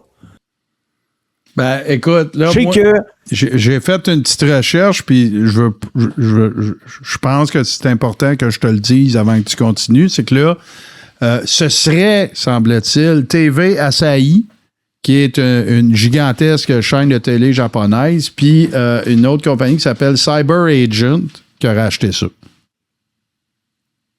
Ah, ben là, on est loin de Vince McMahon. Ouais, puis il faut qu'ils comprennent. Cyber Agent, c'est qui, ça? Cyber Agent, c'est une compagnie qui possède déjà Pro Wrestling Noah, DDT Pro Wrestling, puis Tokyo Joshi Pro Wrestling. Fait qu'ils en ont déjà d'autres, là. La seule affaire qui change pas de main, parce que c'était Bushiroad, les propriétaires de ça, c'est Stardom. Ça change pas de main. Stardom, d'où vient Julia, d'où viennent plusieurs vedettes japonaises. Fait que, puis semblerait-il qu'il y aurait eu des indications à l'effet que ils ne s'attendent pas à ce qu'il y ait des changements majeurs dans les opérations. Fait que peut-être que là, c'est entre la nouvelle que tu as eue puis moi qui a fait une recherche, là. Puis écoute, là, ça vaut ce que ça vaut, là. Tu sais, Vince... Ça vaut ce que ça vaut. Ça vaut 30 millions. Ben, 30 millions, c'est mieux qu'un coup de pied dans le popotin. Mais c'est rien, 30 millions. Mais c'est pas gros. Ben, moi, je trouve pas ça beaucoup. Mais tu sais, New Japan, là... Il est là, il dit rien, mais il fait de l'overtime pour payer ça. Non, mais New Japan, là, ça a jamais été... c'est pas comme la I, là. C'est pas comme AEW. Tu sais, c'est complètement différent la façon de fonctionner là, au Japon. Tu sais, il y a des dojos, il y a les Young Lions. Faut que tu commences vraiment en bas de l'échelle. Puis pour eux autres, en bas de l'échelle, c'est laver les toilettes. C'est encore... ça, il y a une hiérarchie, des traditions. C'est encore très, très, très old school. Pourquoi je dis ça? C'est parce que c'est pas... Ça se peut que je me trompe, mais mon impression, c'est que c'est pas du tout géré comme une petite grosse corporation comme la I, là. Tu comprends? Fait que, tu sais, ils n'ont pas de gros building avec du monde qui font des dessins, des uniformes, puis un département de ci, puis de ça, tu comprends? Fait que c'est probablement une des raisons qui fait qu'au livre, ça vaut pas autant, là, que ce qu'on aurait pu penser. Puis, tu sais, ils ont leur network aussi, là, tu sais, comme quand tu veux regarder les pay-per-view puis toute la kit, là, tu sais, il faut que... C'est pas aussi facile d'accès, on va dire ça comme ça. Puis oui, ils ont des commentateurs anglophones, là, mais c'est sur leur réseau à eux autres. Puis tout ce que tu vois, c'est écran japonais. Là. Ouais. Ah ben oui. Fait que, à suivre. Ben. Un produit japonais pour les Japonais. Exactement. Puis c'est vrai, t'as raison. Ils ont fait quelques incursions aux States, mais c'est pas régulier. T'sais, souvent, ce qu'ils vont plutôt faire, c'est faire des collaborations, comme ils l'ont fait Forbidden Door. Je pense qu'ils en ont déjà fait aussi avec ROH dans le temps. Des prêts de lutteurs, des affaires comme ça. Pas sûr si c'est eux autres ou si c'est pas All Japan, mais il y en a une des deux qui avait essayé de s'installer à LA, là. Non, il y avait un dojo de New Japan à LA. OK. Fait que ce qu'ils font, c'est que c'était plus une place, c'était pas comment dire, un point d'ancrage, c'était plus une place où il y avait des Young Lions qui allaient s'entraîner. Mais tu sais, encore une fois, veut dire, dans le 30 millions, c'est rien, puis je pense plus que ça existe. Là. Fait que, mais non, ça va être des développements qui risquent d'être intéressants. Hey, les gars, vous autres, là, ça fait un bout de temps, je l'ai pas vu worker, là. Mike Santana, signez-vous ça, vous autres? OK, c'est clair. Ouais. Ben, vous donc, ils ont donné la belle, puis je me suis toujours demandé pourquoi, là. Ouais. Je sais pas, moi, parce qu'il y a quelque chose, ce gars-là. Puis, oubliez pas, là, OK, garde. Dom Mysterio, il est extraordinaire. Mais tu sais, c'est pas un OG hispanique, là. Non. Ben non. OK? Après ça, t'as Ray Phoenix. C'est pas yable, là. Mauvaise utilisation, là, on est d'accord, c'est rien contre le gars quand je dis ça. Fait que ton joueur pour le marché hispanophone, c'est Penta. Là. Oui, tu vas me sortir El Grande Americano, mais on le sait tous que c'est pas un Mexicain. Là. Puis même, moi, je te dirais que des fois que les spots, je les trouve insultants. Tu sais, quand ils font des entrevues, puis tout, là, c'est un peu dégueulasse. Honnêtement, moi, j'étais Mexicain, je serais en crise. Oui, c'est ça. Fait que mon point, c'est un autre sujet, on pourra en parler un jour, mais mon point, c'est que Penta se pète un tibia, là. Ça va pas bien, là. Puis, je suis pas en train de dire que Mike Santana se compare à Penta. Pas ça que je dis pantoute. Pas ça que je dis pantoute. Mike Santana, c'était bon dans le temps des LAX puis ces affaires-là. Ça marchait. Il a fait du keto aussi, pas mal. Ouais. Mais tu sais, on est 15 ans plus tard. Puis, même plus. C'est... Tu sais, je veux pas rien y enlever, mais tu sais, peut-être NXT. Peut-être. Ben, moi, si ça je ferais, je donnerais un contrat d'NXT. Je ferais faire une coupe de 100 000, parce que ce gars-là, il fait pas 600-700 à EW, j'y crois pas. Puis là, ben, regarde, si ça colle, tu le colles up. C'est ça la beauté du maudit NXT. Tu sais, tu peux faire des petits deals de même que tu dis, garde, on va lui donner un break. Le gars va continuer à travailler, on respecte son travail, puis tout. Puis tu sais, regarde, si ça colle, ben, on le colle up. That's it. C'est ça, tu lui donnes un contrat des ligues mineures. C'est ça. Puis ce gars-là, ben, il continue de worker, puis il est à TV, puis il travaille avec des jeunes, puis who knows? On le sait jamais. Est-ce que vous avez d'autres nouvelles, messieurs, où on a fait le tour? Moi, j'ai une dernière nouvelle, parce que ça a sorti aujourd'hui à la suite du passage de... Comment il s'appelle? LA Knight. Oui. À l'anomalie. À Chris Van Fleet. Oui.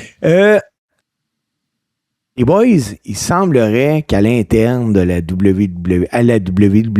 il y a un petit problème de mésentente avec deux lutteurs.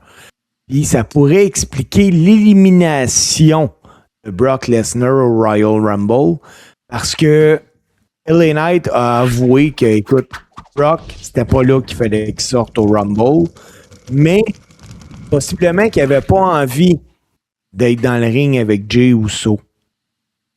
C'est ce qui pourrait expliquer que, on le voit même dans les vidéos, là, il y a des gens qui étaient en première rangée et ils filment, puis on entend très bien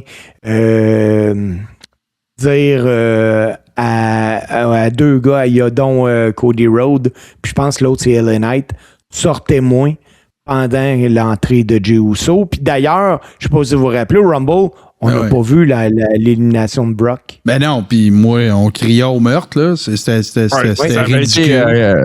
Propension à scandale. C'est un botch de mise en onde, ça. C'est un botch de réalisation, là. C'est Brock Lesnar se fait éliminer du Rumble, puis tu le vois pas. Ça marche pas. Ouais, mais si Lesnar, c'était pas à son tour de sortir, ou je sais pas, moi, c'était Yeet qui venait l'éliminer, puis Brock a dit non, lui, il m'éliminera pas. Ça peut expliquer bien des affaires. Oui, ça peut expliquer pourquoi que le réalisateur a été pris de court. L'aiguilleur s'est pas fait donner le câble. Ben oui, tu as 100% raison. Mais il reste qu'à la fin de la journée, on s'en sac. Pourquoi? C'était Maillet, là. All the way. Puis on va m'aller encore plus loin. Ben, m'aller encore plus loin. La vraie affaire Maillet là-dedans, là, ce qui a fait en sorte que tout ça a déboulé vers peut-être l'élimination hâtive de Brock Lesnar, c'est de runner 2 fois la crise de toune de Yeet, là.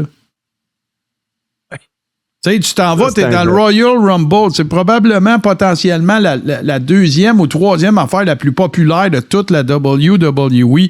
Puis là, toi, t'as Jey Uso qui rentre, s'en vient dans le ring, puis... Mais voyons, tu peux pas faire ça, là. Tu peux pas faire ça, là. Tu peux pas... Tu sais, là, me dire... Qu'est-ce qu'il y a, JC? JC, il est pété.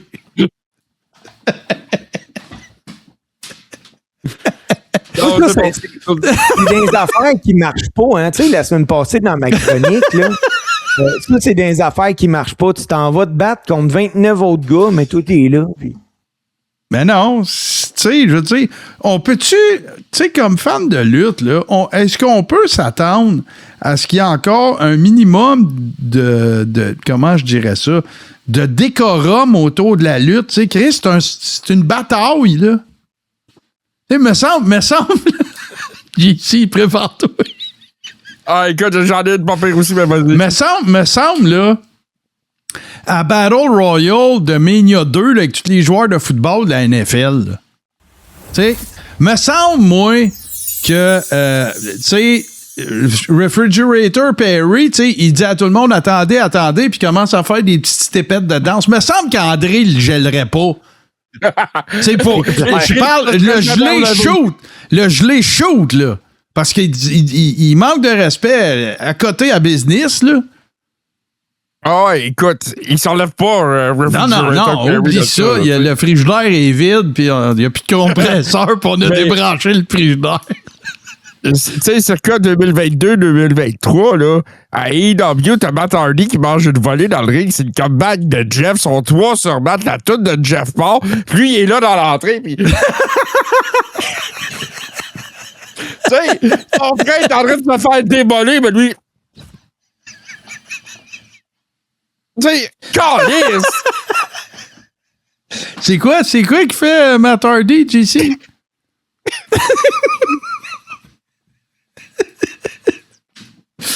Anyway, regarde, là, c'est sûr que ça marche avec la chronique de Steve l'année passée. Tout le monde a ça chez eux, une table pliante avec des stickers dessus, Slim Jim.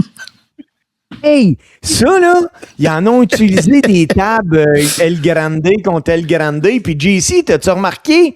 Pour moi, il n'y a pas de Slim Jim au Mexique. C'est des flammes bien drôles. OK. Si jamais vous êtes en auto puis vous nous écoutez puis votre char tire un peu, c'est JC. Non, mais tu sais, fait que là, ben, tu sais, mélange, voyons. C'est parce que je veux le dire, mais intègre là-dedans, mettons, un gars comme Brock Lesnar. Ben, tu sais, je veux dire, écoute bien, là. Moi, je suis pas capable de m'imaginer un scénario dans lequel on voit Brock Lesnar dans un ring avec la shape qu'il a, puis Jey Uso qui s'installe. Je suis pas capable.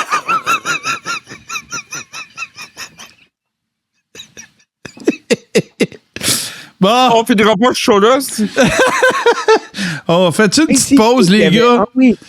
Drew McIntyre qui avait chanté à Clash of the Castle avec Tyson Fury. Tyson Fury, baptême, tu sais. Me semble de voir ça, tu sais. Me semble, à la fin du combat, Holyfield, Mike Tyson, qui vient d'y arracher une oreille, me semble à la fin, il décide de se rencontrer dans le ring et chanter au When the Saints Go Marching In, tu sais. Ouais, c'est ça. Tu sais, c'était Clash at the Castle, je pense que c'était en Irlande, je me souviens pas. Puis il chantait American Pie, c'était magnifique. Ouais, mais ça, c'est du Tyson Fury, là. Si tu regardes 5 minutes de sa télé-réalité, là, tu comprends tout, là. Allez, on fait une pause, puis on vous revient tout de suite après pour vous parler, bien sûr, de Clash in Italy. On va aller reprendre nos esprits. On revient tout de suite après ceci.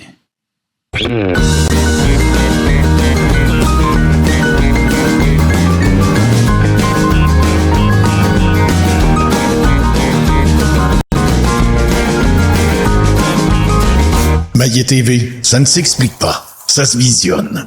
Surtout ce qui est TV.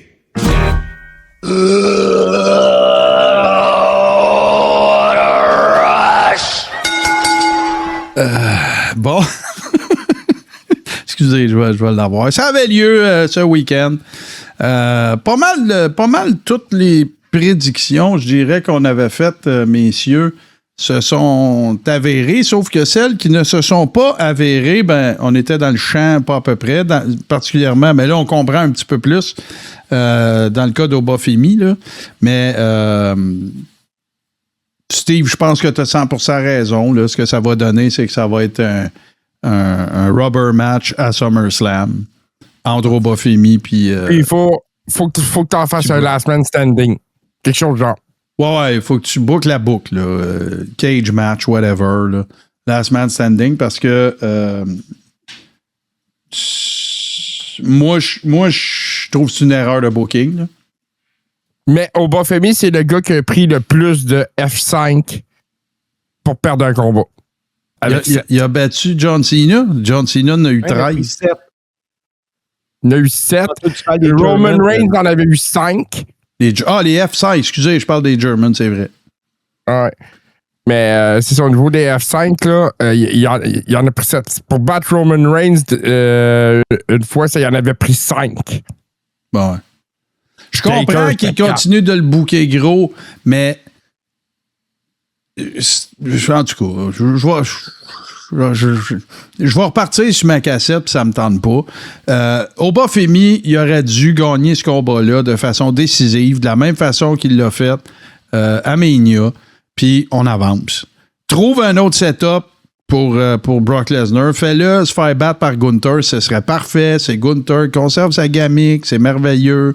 Le career killer. Ben non, on va essayer de juicer le citron encore plus pour pouvoir vendre des billets à 5000$. Moi, c'est de même que je vois ça. Je vois pas ça d'une autre façon. En partant, là, ce show-là a été mauvais de A à Z. Là. Mal booké, les matchs mal placés, les temps pas assez. Il n'y avait rien dans le show qui fitait. La preuve, les gars. Donne 11 minutes à l'opener entre Cody et Gunther. Et tu fais un finish à un Dusty finish, là. Ben là, c'est encore une fois pour presser le citron. Ben oui. Mais. Ben oui. Il n'y a plus de citron. Non, c'est ça. Après ça règle Brock puis Obafemi. Cody Rhodes, Gunther, on vient d'en parler. Rhea contre Jade Cargill. Ben, moi, je vous pose la question. Qu'est-ce qu'on fait avec Jade Cargill, là? C'était-tu une expérience? C'était-tu une expérience d'y slapper à la belt? Puis ça n'a pas réussi? Ben, moi, je pense que c'est le temps de la passer de l'autre bord. Moi, Jade Cargill, là, je l'envoie avec Nia Jax puis Lash Legend. Mais non! Elle a 2 superstars avec elle. 2 B-Fab qui s'étaient fait... Avez-vous vu le botch de B-Fab? Moi, oui. Tu sais, B-Fab qui a été clairé par la I puis qui ont ramené. Puis Michin, que, tu sais, c'est une bonne worker, j'y enlève rien, mais tu sais, je veux dire, c'est une filler, là, Michin. Rien contre elle, mais tu sais, c'est ça, là. Fait que là, c'est sûr que ce qui brouille les cartes dans tout ce setup-là, ben, c'est Bianca Belair. Pour d'excellentes raisons, mais. Fait parce que là, ma problématique, là, elle va contre qui, Rhea? Ben, tout le monde va contre qui? Ouais. Et là, t'as Sol Ruka qui a dit j'aimerais ça travailler avec Charlotte. C'est écrit dans le ciel que ça va se faire, ça. Ouais, ben là, Charlotte s'en va heal, anyway, c'est sûr, là. Ouais, parce que là, regarde, il y a le Queen of the Ring, mais là, tu sais, Charlotte, elle a coûté le match à Jade aussi, là, à Cash Carly, là. Ça s'en va à SummerSlam. Puis moi, j'ai pas de misère à SummerSlam voir un three-way, Rhea, Charlotte, Charlotte et Jade. Charlotte? Ouais. Je l'ai dit en bilingue. Pas le bilingue pour sauver du temps.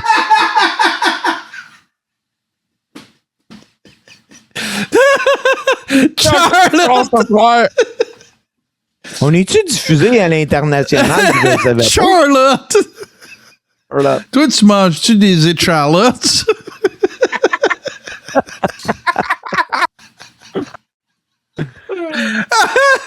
C'est drôle. Entends la nouvelle tune du band, là, Good Charlotte. OK, on continue, là, parce que sinon, moi, le piton va rester collé jusqu'à la fin. Bonne nouvelle, par exemple, parce que, justement, Sol Ruka a battu Becky Lynch. Bien heureux. J'ai pas vu ce match-là, les gars, parlez-moi-en. Moi, je l'ai vu, puis sans vouloir en rien enlever à la carrière de Becky Lynch, je pense que est due pour arrêter. Ouais, c'est ça, elle est due pour Alex Shane. Devenez manager de Charlotte. Non, mais C'était difficile, hein? C'était difficile. Puis remarque que, oui, ça doit être difficile de lutter contre Sol Ruca parce qu'elle, elle a une vitesse, c'est le pied dans le fond, là. Mais c'était très, très, très difficile pour Becky Lynch, ce match-là. Oh, j'ai fermé mon micro parce que Ouais, ben écoute, je suis d'accord avec tu sais, Becky, tu sais, ça nous ramène à Alexa Bliss contre Bianca Belair dans le temps au Royal Rumble, tu sais. Mm-hmm. On a un autre niveau d'athlète avec Sol Ruca, puis Becky, qui c'est ses meilleures années de ring derrière elle, on se le cachera pas. Non. Quelqu'un a fait un travail extraordinaire de mettre Sol Ruca over dans toute cette storyline-là. Puis moi, je vais vous répéter la question parce que selon moi, ça doit faire à peu près 1 an que j'ai posé cette question-là. Là, je vous demande ça à vous autres, les gars, puis je demande ça au chat, là. Qu'est-ce qu'Alexa Bliss apporte? La nostalgie. De Fiend. Ben oui, mais ils ont toutes mis dehors. Oui, mais tu sais, regarde, les Wyatt Six, là, ils n'étaient pas liés à Bray Wyatt comme dans l'imaginaire des gens, comme. Ben oui, mais JC, va falloir en revenir, là. Je suis d'accord. C'est pas assez. Je suis d'accord avec toi que c'est ça qu'elle apporte, mais c'est plus assez. C'est pas assez, là. Elle n'a pas le work rate. Elle n'a pas le work rate.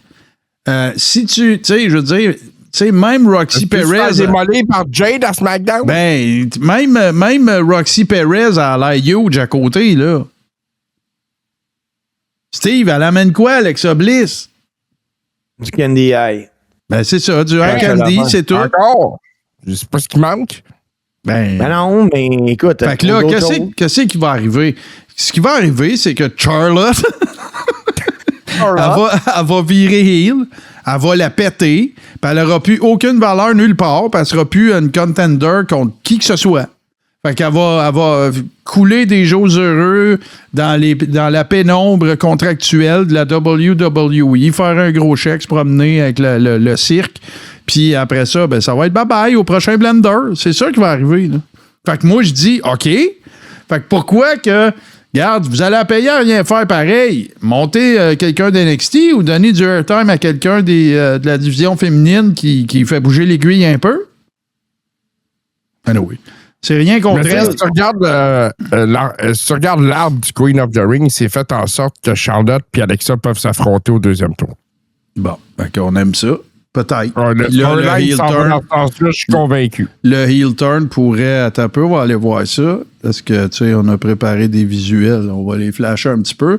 Ouais. Mais, attends un peu, là, je regarde les brackets. Effectivement. De toute façon, Charlotte, en babyface, là, c'est plate. Ben, c'est pas juste plate. Je pense pas qu'elle est bien bonne. Non, c'est ça. Ça donne toujours l'impression d'une heel qui est moins méchante. Et ça me fait penser à son père, parce que Rick, quand il était clean, là, moi, la seule affaire, je me disais, c'est-tu aujourd'hui qu'il va bad? Ouais, ben c'est ça. Puis je pense qu'elle est meilleure. Puis je pense que son style de working aussi est plus pour une heel. Mon opinion. Ça vaut ce que ça vaut. Donc, on voyait... Là, ben, il reste Roman contre Jacob Fatu. Quel match de maillet. Ben moi, j'ai une question à vous poser, OK?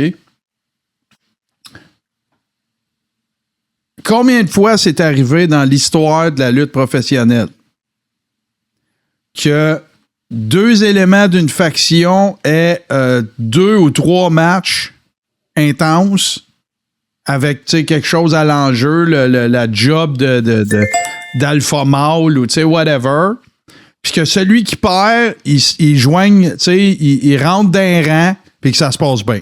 Combien de fois c'est arrivé? Moi, la dernière fois que j'ai vu ça, c'est John Cena puis Nexus. Moi, je dirais Daniel Bryan puis Bray Wyatt. Puis ça n'a pas bien fonctionné. Là, ça a viré une couple de semaines plus tard. Ben, c'est ça. Tu sais, je veux dire, fait, pourquoi refaire ça en s'imaginant qu'on se dit pas que ça va repéter? C'est sûr. Mais moi, simplement, pourquoi avoir fait ce match-là si tu voulais faire gagner Roman? Et là, trompez-vous pas, hein? Il sort, il pop le Roman. Là. Le monde là, aime Roman. Là. Oh ouais. Mais c'est que si le monde l'aime, il y a de quoi que la WWF comprend pas. Arrête de nous le faire jouer de cheap shot puis de nous le mettre bad. Ouais, mais ils sont pognés qu'un problème. Ils sont pognés, Steve, avec un problème qu'ils ont eux-mêmes causé. Oui. Ça n'avait pas d'affaire à arriver, ce match-là, avant l'année prochaine. Oui. Ils sont allés trop vite. C'est ça. Ils ont jumpé le gun. C'était la finale de Mania l'année prochaine. Puis là, ben, tout indique que ce qui s'en vient, comme le preacher vient de le dire dans le chat, là la dissension, c'est entre Jacob Fatou et Jey Uso. Qu'est-ce que j'en ai à cirer, moi, de ce match-là? Rien. En effet, ça donne rien à personne. Puis je pense qu'eux autres aussi peuvent se croiser dans l'arborescence du King of the Ring. Bon. Puis c'est ça. Mais en ce moment, là, tu sais, toute le Bloodline Storyline Era, présentement, dure depuis plus longtemps que toute la durée du Attitude Era. Plus longtemps que la run de la NWO.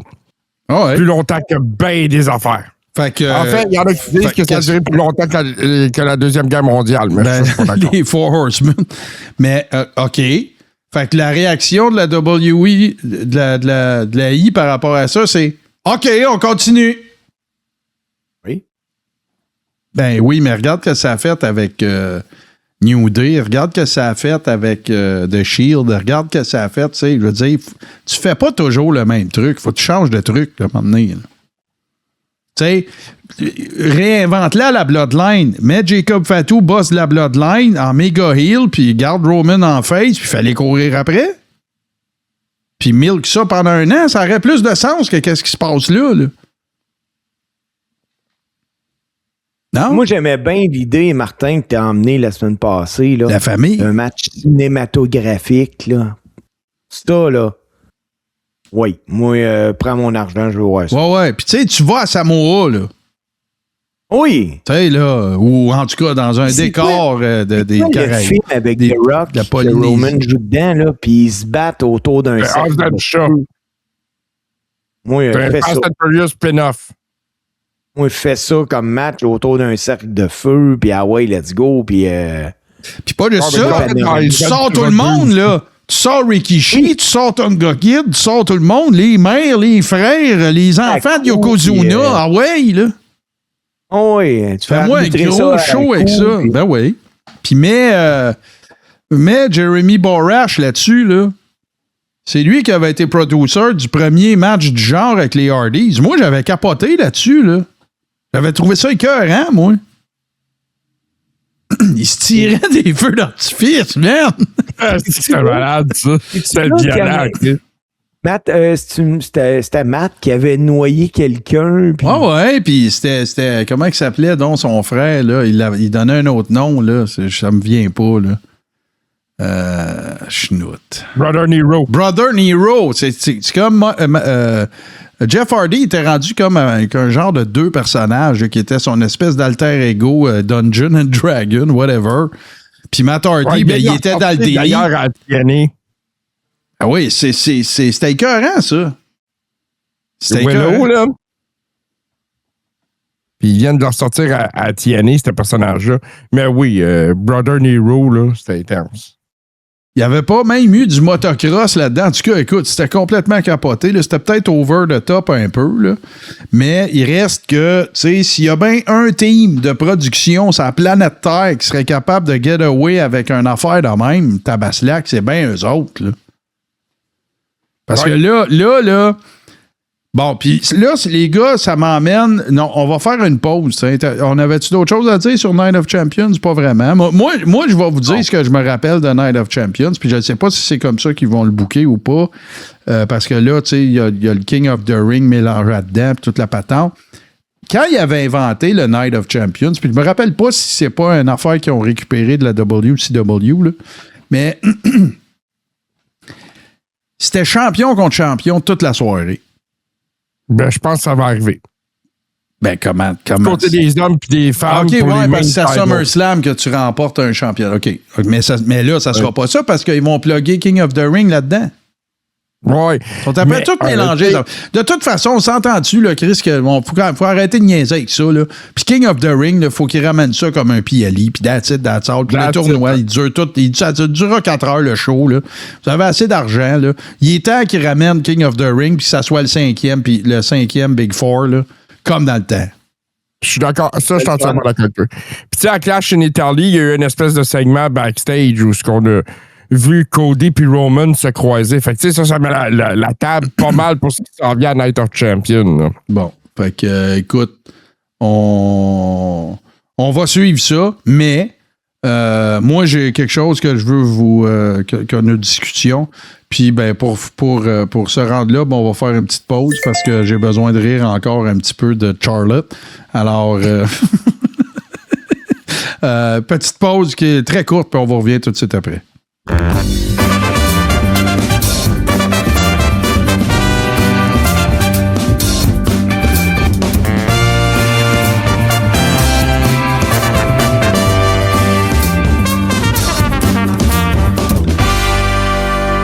Et oui, votre JC préféré se lance dans un show à lui.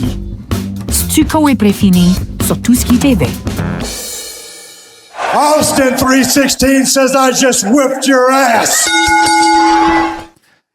Les gars, ce que je veux vous demander, c'est parce que je trouve que la période dans laquelle on est là est parfaite pour discuter de ça. On a déjà parlé de ça à l'effet que, tu sais, si on regardait tout ce qui est disponible, mettons, à la télé traditionnelle, chaîne câblée, plateforme de streaming, là, si on regardait toute la lutte qu'on peut dans une semaine, on n'aurait pas le temps de faire de podcast. OK? Fait qu'on a des choix à faire, puis on a tout un temps limité, puis on le consacre à ce qu'on a besoin de faire pour faire un show à chaque semaine. Mais là, ça, c'est une affaire. Est-ce qu'il y a trop de lutte à la télévision? Moi, je pense que oui. Mais en même temps, tu sais, je veux dire, il y a des fans pour chaque fédération, que ce soit GCW, MLW, AEW, WWE, name it, là, New Japan, toute la patente. Mais là, ma question, c'est pas, y a-tu trop de TV de lutte? Est-ce qu'il y a trop de galas? Est-ce qu'il y a trop de PLE? Puis là, je peux parler en général, tu sais, parce que des événements, des PLE au sens PLE du terme, si on veut, il y en a à tous les fins de semaine. Il y en a sur YouTube, là. Tu sais, Jigaloo Championship Wrestling, si tu veux en regarder, il y en a, puis il y a un paquet d'événements, puis un paquet d'affaires. Mais la WWE, là, vient de sortir de WrestleMania. Depuis, on va être rendu quoi? Au 4e pay-per-view quand on va être au 27 juin? Au 5e? Ça va être le 4e plus un Saturday Night Main Event. Tu sais? Fait que, est-ce que notre sentiment de saturation pourrait... Regarde, on fait des épisodes de podcast, les gars, là. Puis je peux déjà vous dire que au prochain épisode, on va parler de la carte qui se précise de Night of Champions. Puis probablement à l'autre aussi. À chaque épisode, on va parler des cartes en question. Puis après Night of Champions, on va parler des résultats du gala. Fait que tu sais, il y a toujours un PLE duquel discuter.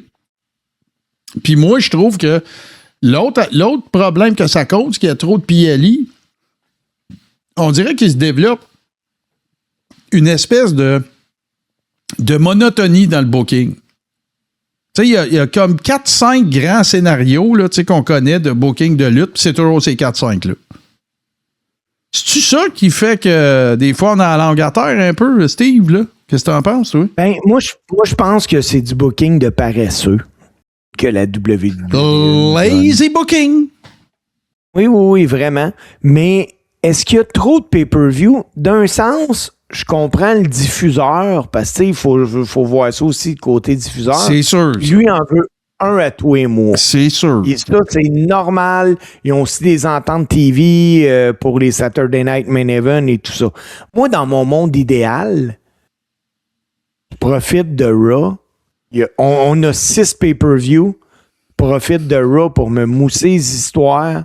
Au moins me faire attendre un peu. Parce que si j'ai pas hâte, puis si j'ai pas un intérêt, pourquoi que je te donnerais 3 heures de mon temps la fin de semaine pour t'écouter?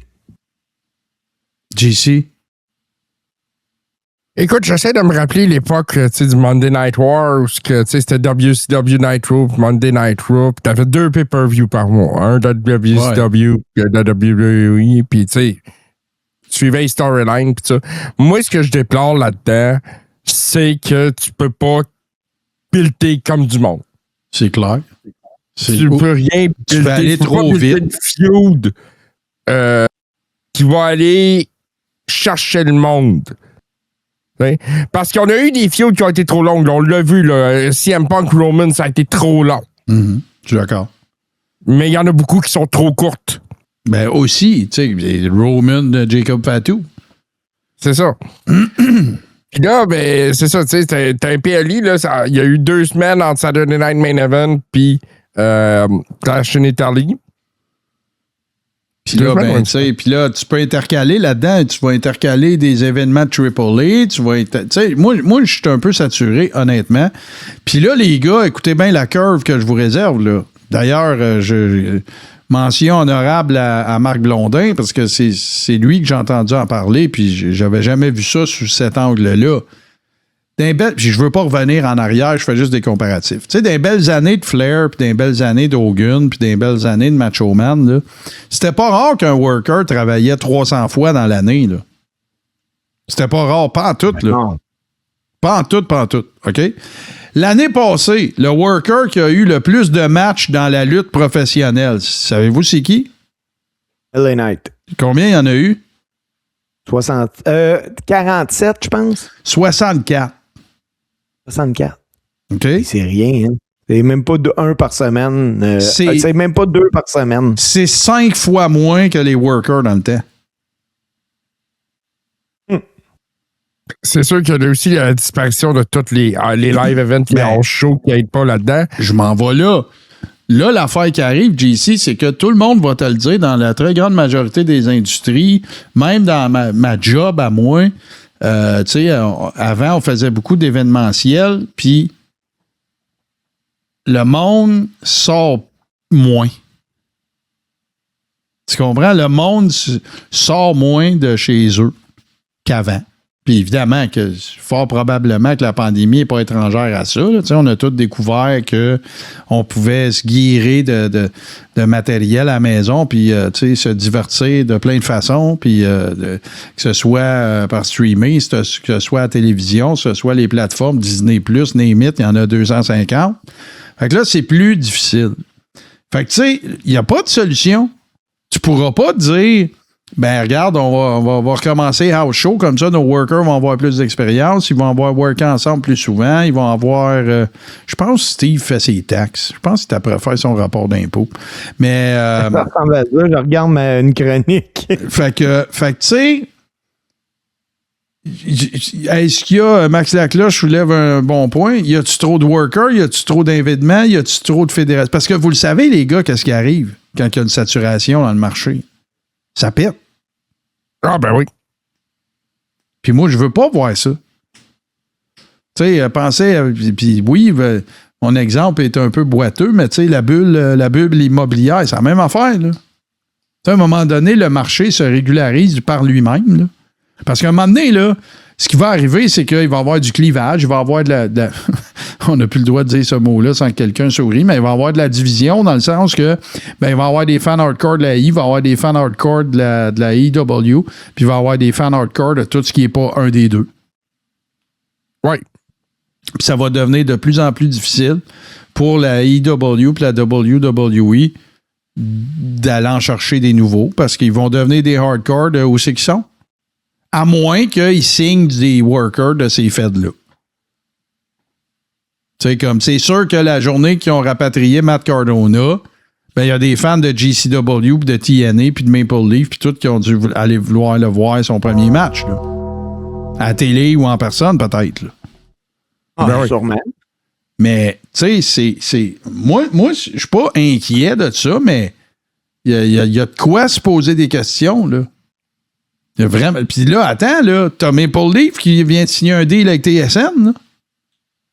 Fait que tu vas avoir encore un autre produit à TV potentiel, puis il va y avoir des workers canadiens là-dedans, là. Right. Ah, puis il va y avoir des workers québécois. Du Québec, ben oui, exactement. Il ne faudrait pas s'étonner de voir des Zach Patterson, puis des Marco Estrada, puis des Frankie the Mobster, puis des... Stu Grayson. Ben oui. Fait que, tu sais, est-ce qu'il y a trop de... Là, on a parlé, est-ce qu'il y a trop de lutte, mais est-ce qu'il y a trop de galas? Puis là, ça serait... Tu sais, vous pouvez me dire, ouais, là, Godette, tu te bats à gueule avec ça, mais t'en as pas de solution. Effectivement, j'en ai pas.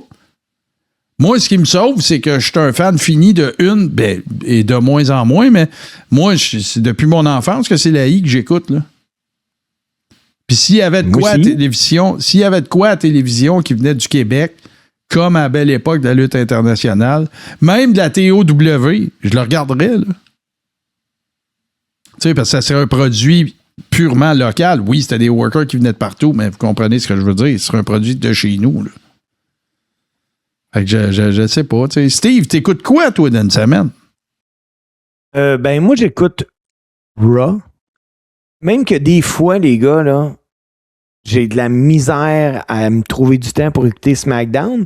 Moi, je suis obligé d'écouter SmackDown en 2 shots pendant mes pauses, puis je l'écoute sur Fast Forward. Bon. Parce que ça me demande trop de temps. T'as pas le temps d'écouter de la EW? J'écoute pas AEW. J'ai écouté Triple A là, parce que je voulais écouter le match El Grande contre El Grande. Mais tu sais, si tu me demandes pour vrai, là, puis ça, je me trouve cheap, je me demande, Steve, c'est à quelle heure puis quand ça joue AEW? Je sais pas. Ben, ça doit être encore le mercredi, JC. Oui, Dynamite, c'est toujours le mercredi. Y a encore Rampage le samedi? Pas AEW, excuse, Triple A. C'est Collision, je pense, le samedi. Collision, t'as raison. Non, il n'y en a plus. Ils l'ont fermé. Triple A joue quand? Je pense à le week-end. Quand ça joue. Quand ça joue. Parce que la dernière chose que j'ai écoutée vraiment de façon assidue, autre que la WWE, là, puis je pense qu'il y avait un gros aspect de ça qui était de la nostalgie. C'était NWA Power. Moi aussi. Ben oui, moi j'adorais ça dans le temps de Question Mark puis tout. Quand Kelly Knight est encore là, c'était écœurant. C'était écœurant. Toi, JC, qu'est-ce que t'écoutes dans la semaine? Ah, écoute, j'en écoute pas beaucoup, c'est en site. Moi, j'écoute surtout les recaps. Puis après ça, je check les bouts qui m'intéressent surtout. Puis tu sais, c'est compliqué parce qu'à cette heure, c'est Raw, c'est 3 heures. SmackDown, ben, c'est 3 heures, mais des fois, c'est 2 heures, mais des fois, c'est 3 heures, mais des fois, c'est 2 heures. Comme le mois prochain, ça revient à 2 heures. Tu sais? Fait que là, c'est déjà 6 heures de ton temps que t'accordes à eux autres, plus NXT le mercredi. Ouais, NXT, je le regardais tout le temps, puis là, j'ai complètement perdu le fil. Je suis débranché bien raide. Là. NXT sont en reconstruction. Là. Tes filles étaient encore là quand je l'écoutais assidûment. En plus, les gars, là, moi, ça me fait suer. Des fois, là, je me couche, là, je fais comme, hey, moi, écoutez le main event de Raw. Ben non, il a fini à 10h30 ce soir-là. Il est manqué. Ben, regarde, moi, j'essaye de pogner Raw quand je peux le lundi. OK, parce que j'ai pas de show. OK? Après ça, je fais Maya TV le vendredi. Quand je vais me coucher, je passe SmackDown. Je m'endors toujours dessus. OK? C'est clair. Puis, j'essaye d'écouter une coupe de chaînes YouTube, là. Tu sais, qui me tiennent au courant des actualités. Mettons Cultaholic. J'aime bien Maven Hoffman. J'aime bien... voyons, c'est pas que je veux le dire. J'aime bien Click This avec Kevin Nash. Mais tu sais, eux autres, ils font pas vraiment de l'actualité, là. Pour l'actualité... Ils font de l'opinion. Ouais, pour l'actualité, rumeurs, tout ça, Cultaholic, c'est pas mal, moi, celui que je recommande le plus. Puis, écoute, en podcast, ben là, j'essaye de me clencher mon Jim Cornette, mais tu sais, c'est tellement long, tu sais, ça dure 3 heures, un show. Fait que c'est pas toujours facile. Il y en a des choses à dire, ce gars-là. Ben ouais, c'est ça. Fait que, en tout cas, tu sais, moi, ça m'intéresse. Puis là, si vous le dites dans le chat ce soir, ça va peut-être être plus difficile pour nous autres, mais écrivez-nous ça. Allez sur la page Facebook du Coréron. Coréron Podcast, pas l'ancienne page, là. J'essaye de la faire se supprimer, mais il n'y a rien à faire. Il y a encore du monde qui commente dessus, puis il faut que tu sois inactive, genre pendant 1 an, puis il y a toujours quelqu'un qui va dire « Allô! » Fait que c'est bon. Mais j'ai envie d'entendre les habitudes d'écoute des gens qui écoutent le Coréron. Les gens qui nous écoutent en podcast aussi, gênez-vous pas. dites-nous ça. C'est quoi que vous consommez chaque semaine? Est-ce que vous venez à bout de placer un WWE puis un AEW? Ou c'est juste AEW ou c'est juste WWE? Comme là, il y a un gars, là, Max, mon coloc, Max, m'a dit, il faut absolument que je te présente un gars si tu veux te faire parler de la AEW. Regarde, on pourrait peut-être le recevoir. Mets-nous à jour, là. Il se passe quoi? Oui, parce que récemment, moi, je me suis attendu un peu plus aux produits de la AEW parce que j'éprouve des frustrations avec la WWE pour X, Y, Z raison. J'ai besoin de ma dose de lutte. T'aimes pas comment Charlotte est booké? Écoute, le booking de Charlotte, ça parle aux enfants. mais quelque chose qui est important, la prochaine fois qu'on va se voir tous les trois ensemble, là, ça va sûrement être à la AEW. Ouais. Ouais, ben écoute. Belle. Puis là, attends un petit peu, il faut que je ramène les gens à l'ordre, dans le chat. Merci de nous informer de vos habitudes d'écoute, mais on essaye de pouvoir répertorier un petit peu plus, puis après le show, on ne pourra pas. Fait que si ça vous tente, allez faire un tour sur la page Facebook Coréron Podcast, puis dites-nous ça. Ou je ferai un post aussi là, pour vous poker un petit peu. Excusez-moi, je vous ai coupé, messieurs, vous disiez. On disait que AEW va être au Centre Bell. Fait que la prochaine fois qu'on va être tous les trois ensemble, ça va être à la AEW. Non, parce que le 26 juillet, je peux pas y aller. Puis je t'explique pourquoi. Je sais, c'est l'after show. Ben, c'est le dernier after show avant que je parte en Gaspésie.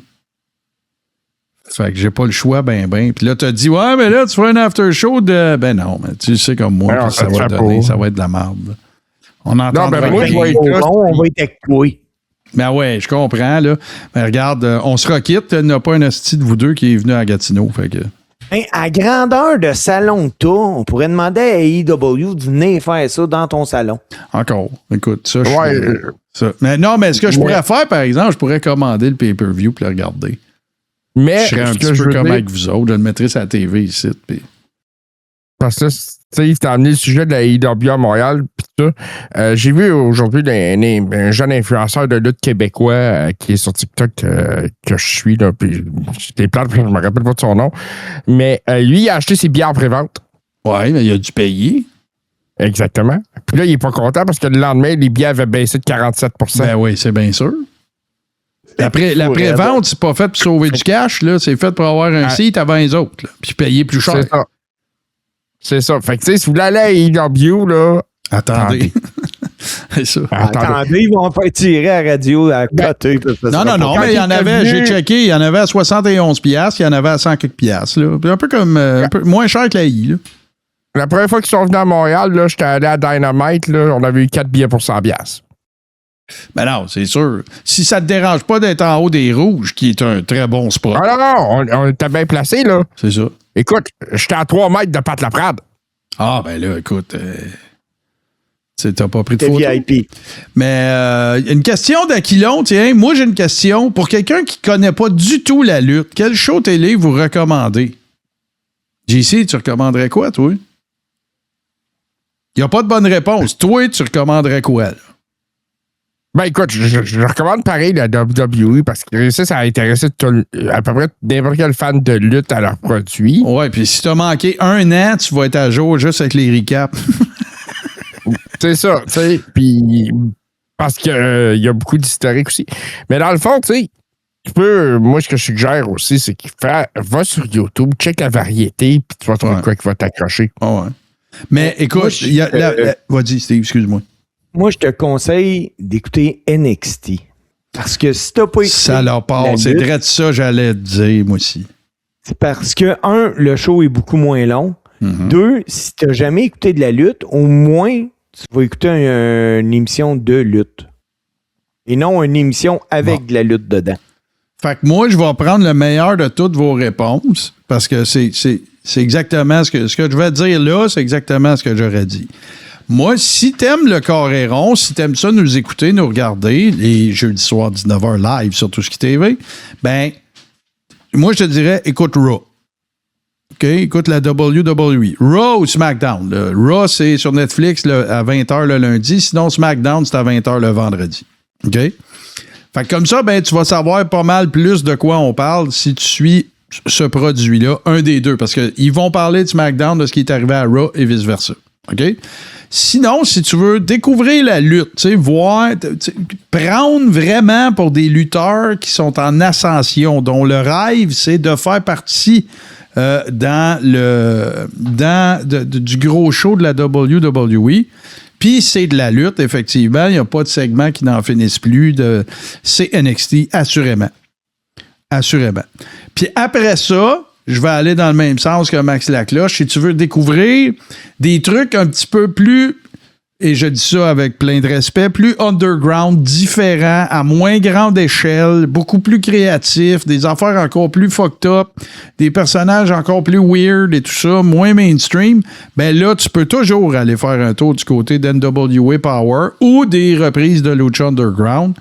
Puis là, ben, d'après moi, là, avec toutes ces affaires-là, puis des découvertes que tu pourrais faire en faisant tes recherches sur YouTube, d'après moi, là, ça va te construire un éventail qui va te permettre d'écouter le show, puis de découvrir des affaires, puis d'en apprendre, évidemment. Mais, par-dessus tout, ce dont tu dois absolument t'assurer, c'est d'écouter le Coréron chaque semaine. Ça, c'est sûr, là. JC, on va tranquillement amener ça à la maison. T'as-tu des affaires qui s'en viennent? Peut-être pas en fin de semaine, mais cet été, t'es-tu booké un peu? Ben, j'ai pas beaucoup de booking cet été. Mais tu sais, je veux juste dire à Steve que, mettons, là, qui est retraité, là, mettons, là, tu sais, que Steve est à retraite, là, tu sais. Mais mettons que Steve, il aurait le goût, peut-être, de faire un dernier show, peut-être, c'est la promenade Ontario, peut-être que le retraité, tu sais, de la promenade Ontario. Ouais. Mettons. Hey, j'ai une idée, j'ai un booking, moi. Steve Sauvé, Bulldozer. Ah, ce serait malade. Le combat des couleurs de camping. Non, là, les gars, là, faut que je vous avoue quelque chose. Oh, il a signé une autre affaire. Il se pogne avec Charlotte. Il prenait des bookings. OK. Bon. Trêve de plaisanterie, l'heure est grave. Oh. J'ai refusé 4 bookings cet été parce que là, les gars ils m'envoient des messages. Hey Steve, tu luttes plus, mais hey, on a un show de camping. Ton personnage serait incroyable d'un camping. Puis, non, les gars. Mais là, je vais vous donner un scoop. Attends une minute. Ça prend de musique pour ça, là. OK, vas-y. Steve Sauvé va être à la promenade Ontario pour aller voir un combat. Tout. Je pense que je sais qui va être booké, voyons. Ben, moi, je pense que je vais être là. C'est quand? C'est quelle date? Le 18 juillet. 18 juillet. Yes, je peux y aller. Mettez ça à vos agendas. 18 juillet. C'est toujours un événement. Steve Sauvé s'en va voir un combat de lutte. Oui, Steve Sauvé, le retraité, là. Oui, le gars qui ne luttera plus jamais, là. Il va être là. Mais... je vous compte de quoi? Bon. Avant qu'on finisse. Faut-tu remettre de la musique, non? Non. Okay. J'ai arbitré un match de lutte. Ouais, mais je m'en allais te demander comment ça a été, cette affaire-là. C'est bien dur, ça, arbitrer un match de lutte. Ça n'arrive jamais, elle n'a pas de pause. Et ouais, Martin, en même temps, tu n'arrêtais pas de gosser sur ton téléphone.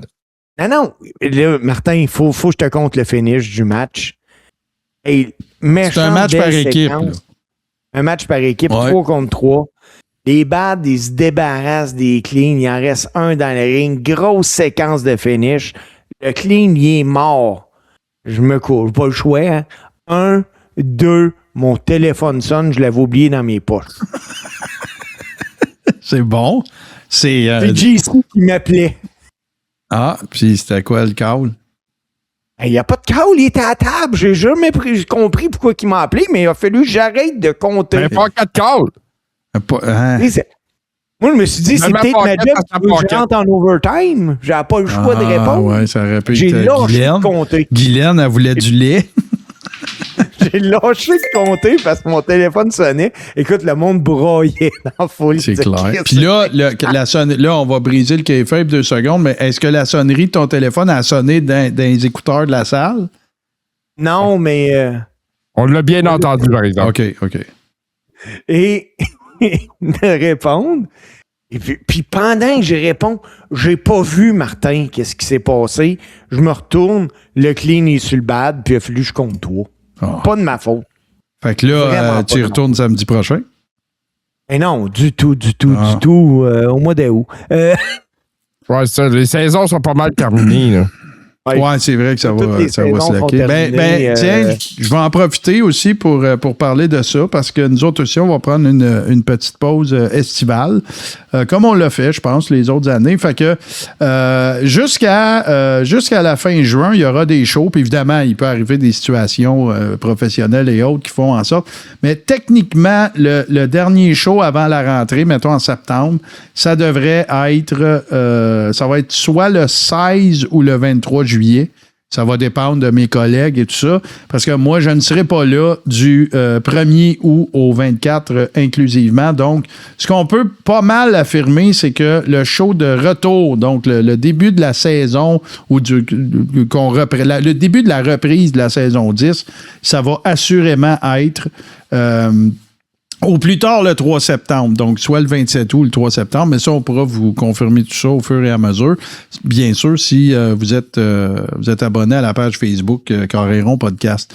Autre point aussi, je voyais des gens, je les en remercie bien sûr, mais qui faisaient mention de la feuille sale. La feuille sale existe toujours. C'est simplement nous qui avons décidé de prendre une petite pause, un peu de recul pour revenir plus fort. On a tous des horaires assez chargés. Puis, tu sais, tant qu'à le faire à bout de bras puis tout le kit, ben on veut juste réorganiser nos affaires pour revenir en force début septembre, ou justement, là, concordant avec les dates qu'on a là.